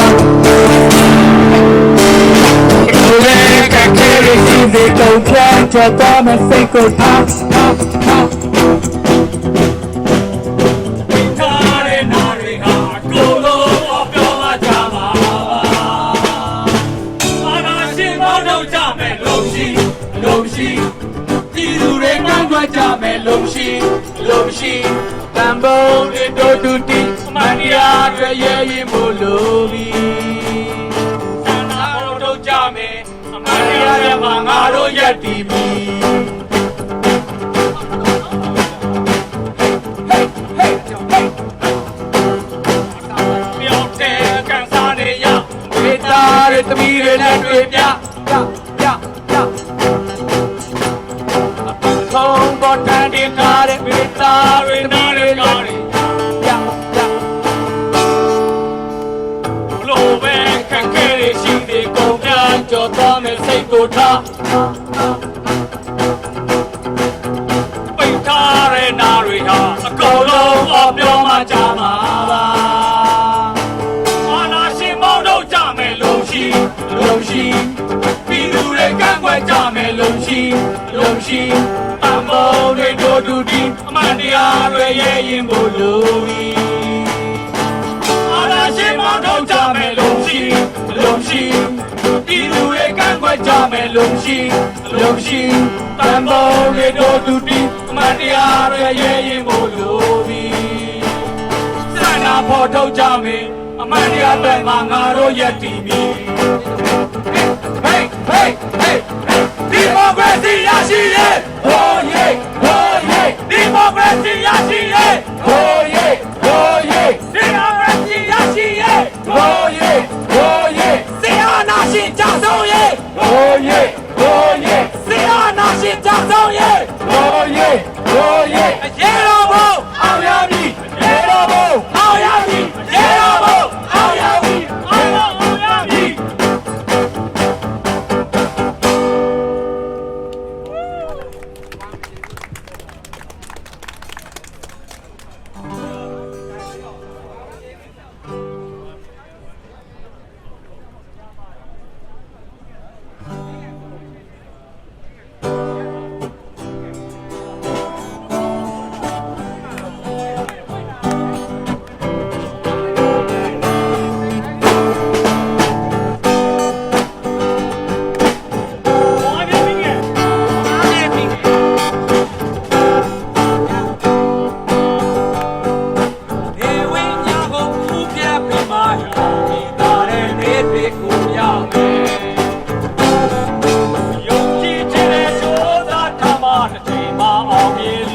က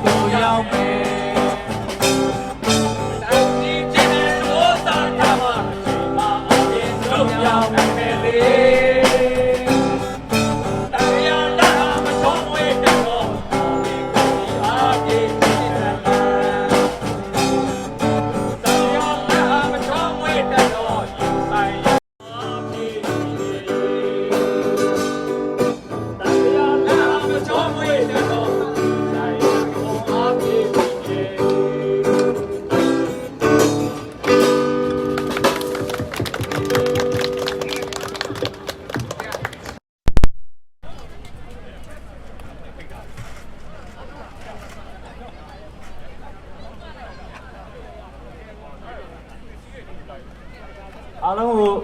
အထူးကျေးဇူးတင်ရှိပါတယ်ခင်ဗျာကျွန်တော်တို့ silent demonstration ကိုလည်းအားလုံးညီတက်ပြီးတော့ကိုညီအားဖြည့်ပေးတာအများကြီးကျေးဇူးတင်ပါတယ်ကျွန်တော်တို့ command ရဲ့ Spring Revolution Band ကိုလည်းကျွန်တော်တို့အများကြီးကျေးဇူးတင်ပါတယ်ကျွန်တော်တို့ရဲ့ပွဲတော်များများကိုလည်းသူတို့ကတောက်လျှောက်အားဖြည့်နေတာပါကျွန်တော်တို့အခုအစီအစဉ်နံပါတ်6အနေနဲ့ကျွန်တော်တို့ NYCBC မှာအောင်စော်လက်ကကျွန်တော်တို့ကြပြတပုတ်ရွတ်ဖို့ရှိနေပါတယ်အဲ့ကြပြကိုသူက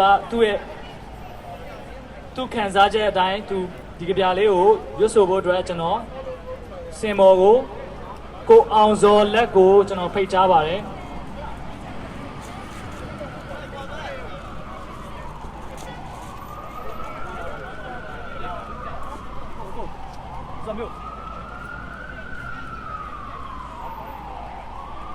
ဟုတ်ကဲ့ဒီကဗျာကျွန်တော်မှာ Facebook online မှာတွေ့တာပေါ့ဒါ November 2လွတ်မြောက်နေမြန်ကနေသူရွတ်ထားတဲ့ဟာပါ November 2ကလည်းသူ့ကဗျာမဟုတ်ပါဘူး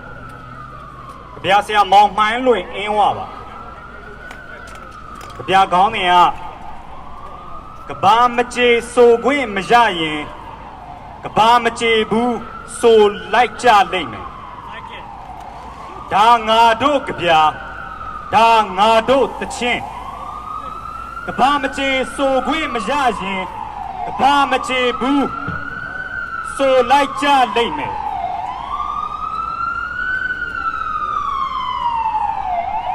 နှလုံးအပုတ်ဟာထုံးတုပ်ယုံနဲ့မဖြူနိုင်အကန်းလျှောက်သလိုလမ်းဖောက်နေကြရဲ့တရားဆောက်ပြီးအများကြောက်အောင်ဖားထောက်နေတော့ရော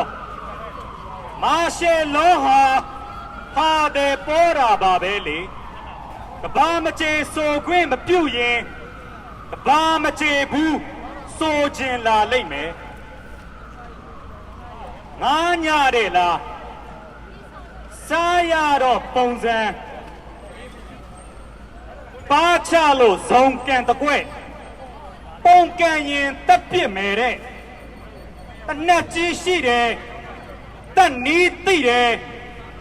တက်ကြီးလည်းရှိတယ်ကဘာမကြေဆိုခွင့်မရရင်ကဘာမကြေဘူးဆိုလိုက်ကြတော့မယ်ပူးတက်မယ်ဆိုတဲ့မနူးမနက်ကောင်တွေလဲအခုတော့အယူဆက်ခင်းရတော့မလို့စုတ်ထားတဲ့လက်သီးဖြည့်ပြည့်ဒီပဲထားပါတော့ကန်းလာတဲ့လက်နှုတ်ဆက်ဖို့ရာသူ့လက်ဝါးမှာငါပါရကြီးမပြတ်သေးကဘာမကြေဆိုခွင့်မပေးရင်ကဘာမကြေဘူးဆိုလိုက်ကြရအောင်မောင်မိုင်းလွင်အင်းဝအားလုံးကျေးဇူးတင်ပါတယ်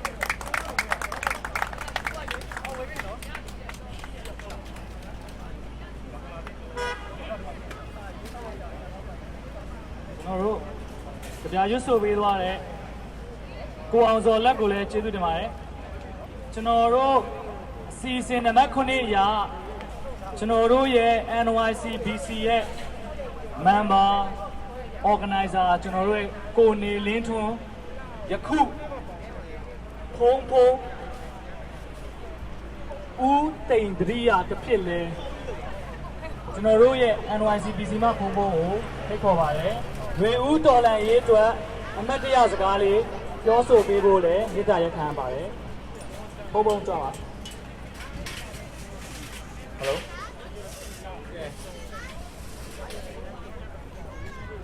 တကမတို့အားလုံးမင်္ဂလာပါဒီနေ့ဒါရောက်တဲ့သူတယောက်ချင်းတိုင်းကိုလည်းပုံကျေးဇူးတူးတင်ပါတယ်ဒီသူတွေအားလုံးဟာဒီအခုဖေဖော်ဝါရီလတည်းကကနေတစ်ထိကြောက်လျှောက်လာတာပုံလူတိုင်းရဲ့မျက်နှာတွေမှတ်မိနေပြီအမျိုးတွေကျေးဇူးအရန်တင်တယ်ဆိုတော့ပုံတို့ဟာအခုဒီຫນွေဦးတော်လိုင်းရဲ့ဒီအာနာရှင်ကိုတွန်းလှန်တာမကြခင်အဆုံးသတ်တော့မယ်ဒီအာနာရှင်တွေမကြခင်တက်သုံးတော့မယ်ပေါ့နော်ဆိုတော့ပုံပြောချင်တာအခုဗမာနိုင်ငံမှာရှိတဲ့မိဘပြည်သူတွေပြီးတော့နိုင်ငံမှာရှိတဲ့မိဘပြည်သူတွေအမေရိကမှာရှိတဲ့ညီကိုမောင်နှမတွေအားလုံး တယောက်နဲ့တယောက်စီစီတယောက်နဲ့တယောက်စီစီလုံးလုံးလေးနေသွားတော့ပါတယောက်ဘာဖြစ်လဲဆိုတော့ဒီအချိန်မှာအားလုံးဟာစူးစီးဖို့လိုတယ်ဒီစစ်အာဏာရှင်ကိုတိုက်ခိုက်ချင်တာအားလုံးရဲ့သဘောထားမဟုတ်ဘူးလားခင်ဗျာဟုတ်ပါတယ်ဆိုတော့ဒီအချိန်မှာကျွန်တော်တို့ကမ္ဘာနိုင်ငံအသီးသီးမှာရှိရဲ့ဗမာလူမျိုးတွေအချင်းချင်းတယောက်နဲ့တယောက်တိုက်ခိုက်တာတွေတယောက်ပေါ်တယောက်စောင်းမြောင်းတာတွေမျိုးဘဘအနေနဲ့မလုပ်ကြဖို့မြစ်တာရက်ခံတယ်ဘာဖြစ်လဲဆိုတော့အားလုံးညီညွတ်မှဒီတိုက်ပွဲကြီးကအောင်မြင်မှာမဟုတ်ဘူးလားဟုတ်ပါတယ်ဆိုတော့အားလုံးညီညွတ်နဲ့အားလုံးစစ်စစ်လုံးလုံးဒီတိုက်ပွဲကြီးဒီအစစ်အာဏာရှင်ကိုဘဘတို့အားလုံးဖြုတ်ချဖို့ဘဘတို့အားလုံးအတူလက်တွဲကြပါစို့လို့ဘုံပြောရင်ညီကုန်းချုပ်ပါတယ်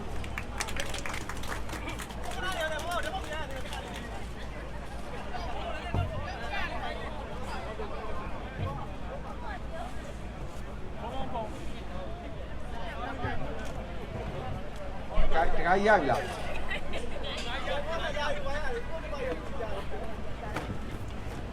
ဆုံးမဩဝါဒစကားပြောကြားပေးသွားတဲ့ဦးစင်းဦးသိန်းတရိယာကိုလည်းကျေးဇူးအများကြီးတင်ရှိပါတယ်ခင်ဗျာကျွန်တော်တို့အစီအစဉ်နံပါတ်9အနေနဲ့ကျွန်တော်တို့စက်တင်ဘာလ12ရက်နေ့မှာကျွန်တော်တို့နယူးယောက်စီးတီးကနေပြီးတော့ကျွန်တော်တို့အင်ရှင်ဖြစ်ကျွန်တော်တို့လက်ခံကျင်းပရမယ်တိုင်းရင်းသားပေါင်းစုံ state ပေါင်းစုံမှာလာရောက်ပူးပေါင်းမယ် Save Myanmar UN Credential Campaign အစီအစဉ်ရှိနေပါတယ်အဲ့ဒါကိုလည်းကျွန်တော်တို့အားလုံးကိုကြိုတင်ပြောကြားလိုပါတယ်ဒီဟာလေးကိုကျွန်တော်တို့အချမ်းမြင့်လေးရှင်းပြဖို့ကိုနေတင်မြင့်ကိုဖိတ်ခေါ်ပါတယ်ခင်ဗျာကိုနေတင်မြင့်စင်ပေါ်ကြွပေးပါအချမ်းမြင့်လေးကျွန်တော်တို့စက်တင်ဘာ12ရက်နေ့မှာကျွန်တော် UN Credential Campaign လို့တစ်ချက်ရှင်းပြပေးပါဟုတ်ကဲ့ခင်ဗျာကျွန်တော်တို့လာမယ့်စက်တင်ဘာ12ရက်နေ့ပေါ့လေခရစ်သမဂရဲ့86ကြိမ်မြောက်အထွေထွေညီလာခံကြီးကတော့စက်တင်ဘာလ14ရက်နေ့မှာစမှာဖြစ်ပါတယ်အဲ့ဒီမတိုင်ခင်မှာနိုင်ငံတကာမှာရှိတဲ့ကိုယ်စားလှယ်တော်တွေဟာဒီနယူးယောက်ကိုအားလုံးရောက်ရှိနေပြီဖြစ်ပါတယ်အဲ့ဒီအတွက်ကျွန်တော်တို့အမေရိကမှာရှိတဲ့အခြား state ပေါင်းစုံကကျွန်တော်တို့ညီကိုတော်တွေ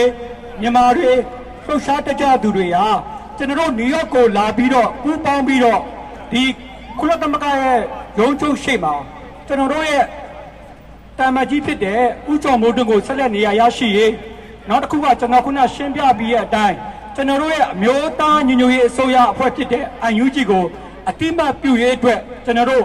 action plan ကိုကျွန်တော်တို့လုပ်မှာဖြစ်ပါတယ်အဲ့အတွက်နယူးယောက်မှာအားလုံးလာရောက်စုစည်းကြမှာဖြစ်ပါတယ်အဲ့ဒီနေ့ကတော့စက်တင်ဘာလ12ရက်နေ့တွင်နေ့ဖြစ်ပါတယ်အချမ်းပြေးစီစဉ်ကတော့ကျွန်တော်တို့ဒီနေရာမှာ flat iron ဒီနေရာမှာပဲကျွန်တော်တို့ကအားလုံးကလူတွေလာပြီးတော့စုယုံပြီးတော့ဒီရရင်တစ်စင်ကျွန်တော်တို့တဲ့ကြီးကျွန်တော်ဒီပေါ့ Broadway တိုင်းကျွန်တော်ခြိတက်ပြီးတော့ခရစ်သမဂ္ဂရုံးချုပ်ရှေ့မှာတွားရောက်ကျွန်တော်စူးစီးမှာဖြစ်ပါတယ်ဒီရရင်ကျွန်တော်မာချေရိုက်မှာကတော့တနာရီတိတိမှာကျွန်တော်တို့စတင်မှာဖြစ်ပါတယ်စက်တင်ဘာလ12ရက်နေ့တနာရီတိတိမှာစတင်ပြီးတော့ကျွန်တော်တို့ဒီရရင်စပြီးမာချေရိုက်ပြီးတော့48လမ်းနဲ့ First Avenue ပေါ့အဲ့ဒီကလော့သမကရုံချုပ်ရှိမှာကျွန်တော်တို့တွားပြီးကျွန်တော်တို့နားပါမယ်နားပြီးတော့ကျွန်တော်တို့ဒီကိုယ်စားလှယ်တော်တွေပေါ့ကျွန်တော်တို့ဖိတ်ချသားသူတွေရောအထူးဧည့်သည်တို့တွေရောတိုင်းသားခေါင်းဆောင်တွေရောကျွန်တော်တို့ဒီခရစ်ယာန်ချဲလင်းနဲ့ပတ်သက်ပြီးတော့ကျွန်တော်တို့ဟောပြောပါမယ်ကျွန်တော်တို့ပြီးတော့ကျွန်တော်တို့ဒီနယူးယောက်Burmese community အဖွဲ့ကလည်းကျွန်တော်တို့ TY တို့ခုနကတချင်းတို့Sound music တို့အကုန်လုံးတာဝန်ယူပြီးတော့ကျွန်တော်လှုပ်ဆောင်မှာဖြစ်ပါတယ်အဲ့ဒီအတွက်လည်းကျွန်တော်တို့အားလုံးဒီညီကိုမောင်နှမတွေအားလုံးလာရောက်ပူးပေါင်းဖို့လည်းကျွန်တော်ကြိုတင်ပြီးတော့ဖိတ်ခေါ်အပ်ပါတယ်အဲ့ဒီနေ့မှာအခက်အခဲလေးတွေရှိရတွားစရာရှိတယ်ဆိုရင်လည်းကျွန်တော်တို့ဒီကိစ္စကကျွန်တော်တို့နိုင်ငံသားမကကျွန်တော်နိုင်ငံတကာအရရမှာရှိနေရဲ့ကျွန်တော်တို့မြန်မာနိုင်ငံသူမြန်မာနိုင်ငံသားတွေအတွက်လည်းအရေးကြီးတဲ့အချက်ဖြစ်ပါတယ်လက်ခံပါသလားခင်ဗျာအဲ့အတွက်အဲ့ဒီနေ့မှာ save the day လေးလုပ်ပြီးတော့အခြားကိစ္စလေးရှိပြီးပယ်ဖြတ်ပြီးတော့ကျွန်တော်တို့နယူးယောက်ကအေရှင်းနိုင်ငံအေရှင်းဖြစ်တဲ့အတွက်အားလုံး state တွေကလာမဲ့တိုင်းရင်းသားညီကိုတို့တွေကိုပူပေါင်းပါဝင်ပေးကြပါကျွန်တော်တို့ဖိတ်ခေါ်ပေးကြပါကြိုးဆိုပေးကြပါကျွန်တော်တို့တွေကအေရှင်းဖြစ်တဲ့အတွက်ကျွန်တော်တို့ပူပေါင်းကြမှာမဟုတ်လားခင်ဗျာโอเคအဲ့အတွက်ကျွန်တော်တို့ save the day လေး September 12 1 p.m. at the Flatiron okay အားလုံးပဲကျေးဇူးတင်ရှိပါတယ်ခင်ဗျာ ဟုတ်ကဲ့ကိုနေဒီမျိုးကိုအထူးကျေးဇူးတင်ရှိပါတယ်ကျွန်တော်တို့အစီအစဉ်30ရာကျွန်တော်တို့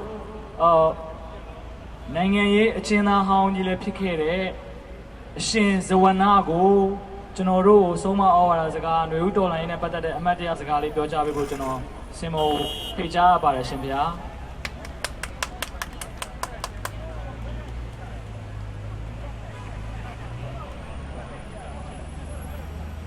အားလုံးမင်္ဂလာပါဒီရက်မှာဦးဇင်းတို့ဒီနေရာမှာစုယုံရောက်ရှိလာကြတယ်ဦးဇင်းတို့မြန်မာနိုင်ငံသူနိုင်ငံသားအားလုံးကိုဦးဇင်းတို့ပြောချင်တာကဦးဇင်းတို့တိုင်းနိုင်ငံအတွင်းမှာခံစားနေကြရတဲ့ဦးဇင်းတို့ညီကိုမောင်နှမတွေရဲ့တောကတွေဒုက္ခတွေအားလုံးဟာဦးဇင်းတို့နဲ့တစ်ထပ်သေးကြတယ်ဆိုတဲ့ဥစ္စာကိုကဘာကြီးကလည်းသိရအောင်အတွက်ဦးဇင်းတို့စုယုံညီညာစွာနဲ့ဒီနေရာကိုရောက်လာကြတယ်လို့ဦးဇင်းအနေနဲ့ခံယူပါတယ်အားလုံးမိမိနိုင်ငံအတွင်းမှာရှိနေတဲ့တိုင်းရင်းသားတိုင်းရင်းအားလုံးရဲ့ကြားနေတဲ့မျက်ရည်နဲ့ဦးဇင်းတို့ရဲ့တောကနဲ့တစ်ထပ်သေးကြားတယ်ဆိုတာမဟုတ်လားဟုတ်သလားဟုတ်ပါတယ်ဦးဇင်းတို့ရဲ့တောကဟာသူတို့ရဲ့ဒုက္ခနဲ့တစ်ထပ်သေးဆိုတဲ့ဥစ္စာဖြစ်တဲ့အတွက်ကြောင့်သူတို့ဘလောက်ဒုက္ခတွေခံစားနေရတယ်ဆိုတာဦးဇင်းတို့လည်းကိုယ်တိုင်ကိုတိုင်းပြည်ရဲ့အရေးကိစ္စကိုလူတိုင်းဦးဇင်းတို့တိုင်းရင်းသားတိုင်းရင်းသားတွေနိုင်ငံရဲ့ရှားကိုရောက်နေပြီမဲ့လို့ကိုပြည်သူတွေရဲ့ခံစားနေရတဲ့ဝေဒနာတွေတောကတွေဒုက္ခတွေနဲ့တစ်ထပ်သေးဦးဇင်းတို့ခံစားနေရတာဖြစ်တယ်ဒါကြောင့်မို့လို့ဒီနေ့ဒီချိန်ခါမှာဦးဇင်းတို့တွေဟာကြောင်းကြမဲ့မနေနိုင်မဲနဲ့ဦးဇင်းတို့တိုင်းပြည်မှာရှိနေတဲ့ဒုက္ခတွေအားလုံးကင်းလို့ဖို့အတွက်မိမိတို့ရသိရှိနိုင်တဲ့မိမိတို့ရဲ့စွမ်းနိုင်တဲ့ဘက်ကနေပြီးတော့ဒီနေ့ခြိတက်လာကြတာဖြစ်တဲ့အတွက်ကြောင့်မို့လို့ဦးဇင်းတို့တိုင်းသူပြည်သားတွေရဲ့တောကတွေကိုဦးဇင်းတို့နိုင်သမျှပယ်နှုတ်ပေးနေတာလို့ကိုလည်းရှင်းတတ်ပါတယ်။ဒါကြောင့်မို့လို့ဦးဇင်းတို့တိုင်းနိုင်ငံအတွင်းမှာခေတ်ဆက်ဆက်တိုင်းသူပြည်သားတွေကိုဖိနှိပ်ချုပ်ချယ်ခဲ့တဲ့စီစစ်အာဏာရှင်ကနှစ်ပေါင်းများစွာသူတို့ရဲ့အကျိုးစီးပွားအတွက်တိုင်းရင်းသားအားလုံးကိုချနှင်းခဲ့တယ်ဆိုတဲ့ဥစ္စာဟာနှစ်ပေါင်းများစွာကြာခဲ့ပါပြီ။အလိမ်ညာတွေနဲ့တိုင်းပြည်ကိုအုပ်ချုပ်ပြီးတော့သူတို့ရဲ့အကျိုးစီးပွားတစ်ခုအတွက်သာပြီးဆောင်ရွက်ခဲ့တယ်ဆိုတဲ့ဥစ္စာဟာလည်းဦးဇင်းတို့အကြိမ်ကြိမ်ခံစားရပြီးတဲ့ဖြစ်တဲ့အတွက်ကြောင့်မို့လို့ဘဝပေးအသည့်တမိုင်းပေးအသည့်နဲ့ဦးဇင်းတို့ပြည်သူတွေနောကြည်အောင်စစ်တပ်အကြောင်းကိုသိနေပါပြီစစ်တပ်ဘလို့ပဲလိန်ညာတိုင်းသူပြည်သားပေါ်ကိုစေတနာတစ်စက်ကလေးမှမရှိဘူးဆိုတာလည်းအားလုံးသိရှိပြီးဖြစ်နေပါပြီဒါကြောင့်မို့လို့ဒီစစ်တပ်အမြင့်မပြုတ်သေး၍ဦးဇင်းတို့တိုင်းပြည်ဟာဘယ်တော့မှနာမထူဘူးဆိုတဲ့ဥစ္စာကိုလည်းဦးဇင်းတို့တိုင်းသူပြည်သားတိုင်းဟာကြားကြားနာနာခံစားသိရှိပြီးသားဖြစ်နေပါပြီဒါကြောင့်မို့လို့ဒီစစ်အာဏာရှင်တွေဦးဇင်းတို့နိုင်ငံကနေအမြင့်ပြတ်ချုပ်ငြိမ်းဖို့အတွက်ဦးဇင်းတို့တိုင်းသူပြည်သားတွေဟာအဝေးရောက်နေပြီမဲ့လို့ပြည်တွင်းမှာရှိနေတဲ့ဒီကောင်မောင်နှမတွေနဲ့အတူတူပဲဖြစ်တယ်ဆိုတဲ့ဥစ္စာကိုနောင်လာမယ့်12ရက်နေ့ဒုလူဆန္ဒပြပွဲကြီးမှာလည်းအားတတရောနဲ့ပါဝင်ရပါလို့ဦးဇင်းနဲ့တိုက်တွန်းနှိုးဆော်ပါတယ်ဦးဇင်းပြီးခဲ့တဲ့ခုနချိန်က Facebook ထဲကနေပြီးတော့ကာတွန်းလေးတစ်ခွက်သွားတွေ့တယ်သွားတွေ့တဲ့အခါကျတော့စစ်ဗိုလ်တယောက်က online ကြီးကင်ပြီးတော့ PDF ကြီးလက်နဲ့ချကြဆိုပြီးអော်နေတယ်အဲ့ဒီអော်နေတဲ့ကာတွန်းရဲ့နောက်အောက်တစ်ခွက်မှာပါလဲဆိုတော့မင်းတို့လက်နဲ့မချရင်တော့ငါအာတုပါဒလာချပါတော့ဆိုတဲ့ကာတွန်းနော်အဲ့တော့ PDF တွေကတော့လက်နဲ့ချမှာမဟုတ်ဘူးဦးဇင်းတို့မင်းအောင်လှိုင်းကိုမသားခင်မကြခင်မသားချဖို့အတွက်ဦးဇင်းတို့ပြည်သူတွေအားလုံးတက်ညီလက်ညီရှိနေကြတယ်မဟုတ်လားဦးဇင်းတို့ပြည်သူတွေအားလုံးဟာဒီ PDF တွေကိုအားပေးထောက်ခံဝိုင်းရံပြီးတော့မင်းအောင်လှိုင်းနဲ့တကွအကျုပ်ဓမ္မစစ်မိစ္ဆာတွေကိုတင်းញိုင်းကိုပို့ဖို့အတွက်မကြခင်အချိန်တွင်းမှာဦးဇင်းတို့တွေတက်ညီလက်ညီနဲ့စူပေါင်းတော်လှန်ကြတဲ့အောင်ပွဲကြီးကိုဦးဇင်းတို့ဝါဝကြီးခံစားရတော့မယ်ဆိုတာကိုဦးဇင်းတို့ယုံကြည်ပါတယ်။ဒါကြောင့်မလို့ဦးဇင်းတို့ရဲ့အောင်ပွဲကိုဦးဇင်းတို့ကိုယ်တိုင်မျက်မြင်ကိုယ်တွေ့မကြခင်မြင်ရတော့မယ်လို့ဦးဇင်းတို့ယုံကြည်တယ်။စစ်တပ်ဟာတိုင်းသူပြည်သားအားလုံးရဲ့အမုန်းနဲ့တိုင်းသူပြည်သားတွေရဲ့ဆန့်ကျင်ဘက်ကိုခံရတဲ့အတွက်ကြောင့်မို့လို့သူတို့တက်တွင်းမှာကိုသူ့လူတွေကသူ့ရဲ့ခေါင်းဆောင်တွေကိုမထောက်ခံတော့ဘဲနဲ့တရီးနဲ့ပြိုကျနေတယ်ဆိုတာကိုဦးဇင်းတို့မျက်မြင်ကိုယ်တွေ့နေရပါတယ်။သူတို့ရဲ့စစ်တပ်ကတူကြီးအောင်ဝိညာဉ်နဲ့စစ်ဖို့မရှိတော့တဲ့အတွက်ကြောင့်မို့လို့ပိတ်လိုက်ရတဲ့အနေအထားဆိုတာကိုဦးဇင်းတို့သိနေရတယ်ဆိုတော့အောက်ခြေကတပ်သားအဖြစ်ဝင်လို့တဲ့ဘယ်တစုံတယောက်မှမရှိဘူးဆိုတာကထင်ရှားနေတယ်။ဒါကြောင့်မို့လို့စစ်တပ်ထဲကိုအစ်စ်ဝင်လာတဲ့စ စစ်သားမရှိဘဲနဲ့ထွက်ပြေးနေတဲ့စစ်သားတွေဒါရှိတဲ့ခါကျတော့ဦးဇင်းတို့ PDF တွေကတော့မှတနက်တစ်ချက်မှမဖောက်ရဘဲနဲ့သူတက်ကိုသူအလိုလိုပြိုကျနေတဲ့စီစစ်တပ်ကြီးကိုဦးဇင်းတို့ပြည်သူတွေရဲ့အောင်ပွဲနဲ့အတူနင်းချဖြည့်ဆည်းဖို့ကာလဟာမကြခင်အချိန်မှကြာရောက်တော့မယ်လို့ဦးဇင်းနေနဲ့ရေးရင်ပြောရင်းနဲ့ဒီကုန်းချုပ်ပါတယ်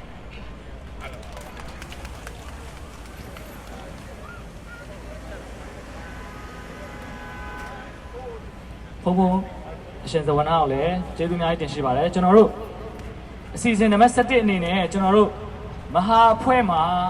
မဟာအဖွဲ့စီးရပါတော့ဒီနောက်ဆုံးဒီ raffle ticket နဲ့ပတ်သက်ပြီးတော့ဒီ lucky draw အစီအစဉ်လေးကိုမတ်ဝါဝါစိမ့်စိမ့်မျိုးညွှန်းကနေပြီးတော့ရှင်းပြပေးဖို့အကြောင်းအရာလေးအနေငယ်ရှိနေပါတယ်မတ်ဝါကိုအသေးစိတ်ပြောပြပေးဖို့စင်မော်ဖိတ်ခေါ်ပါတယ်ခင်ဗျာ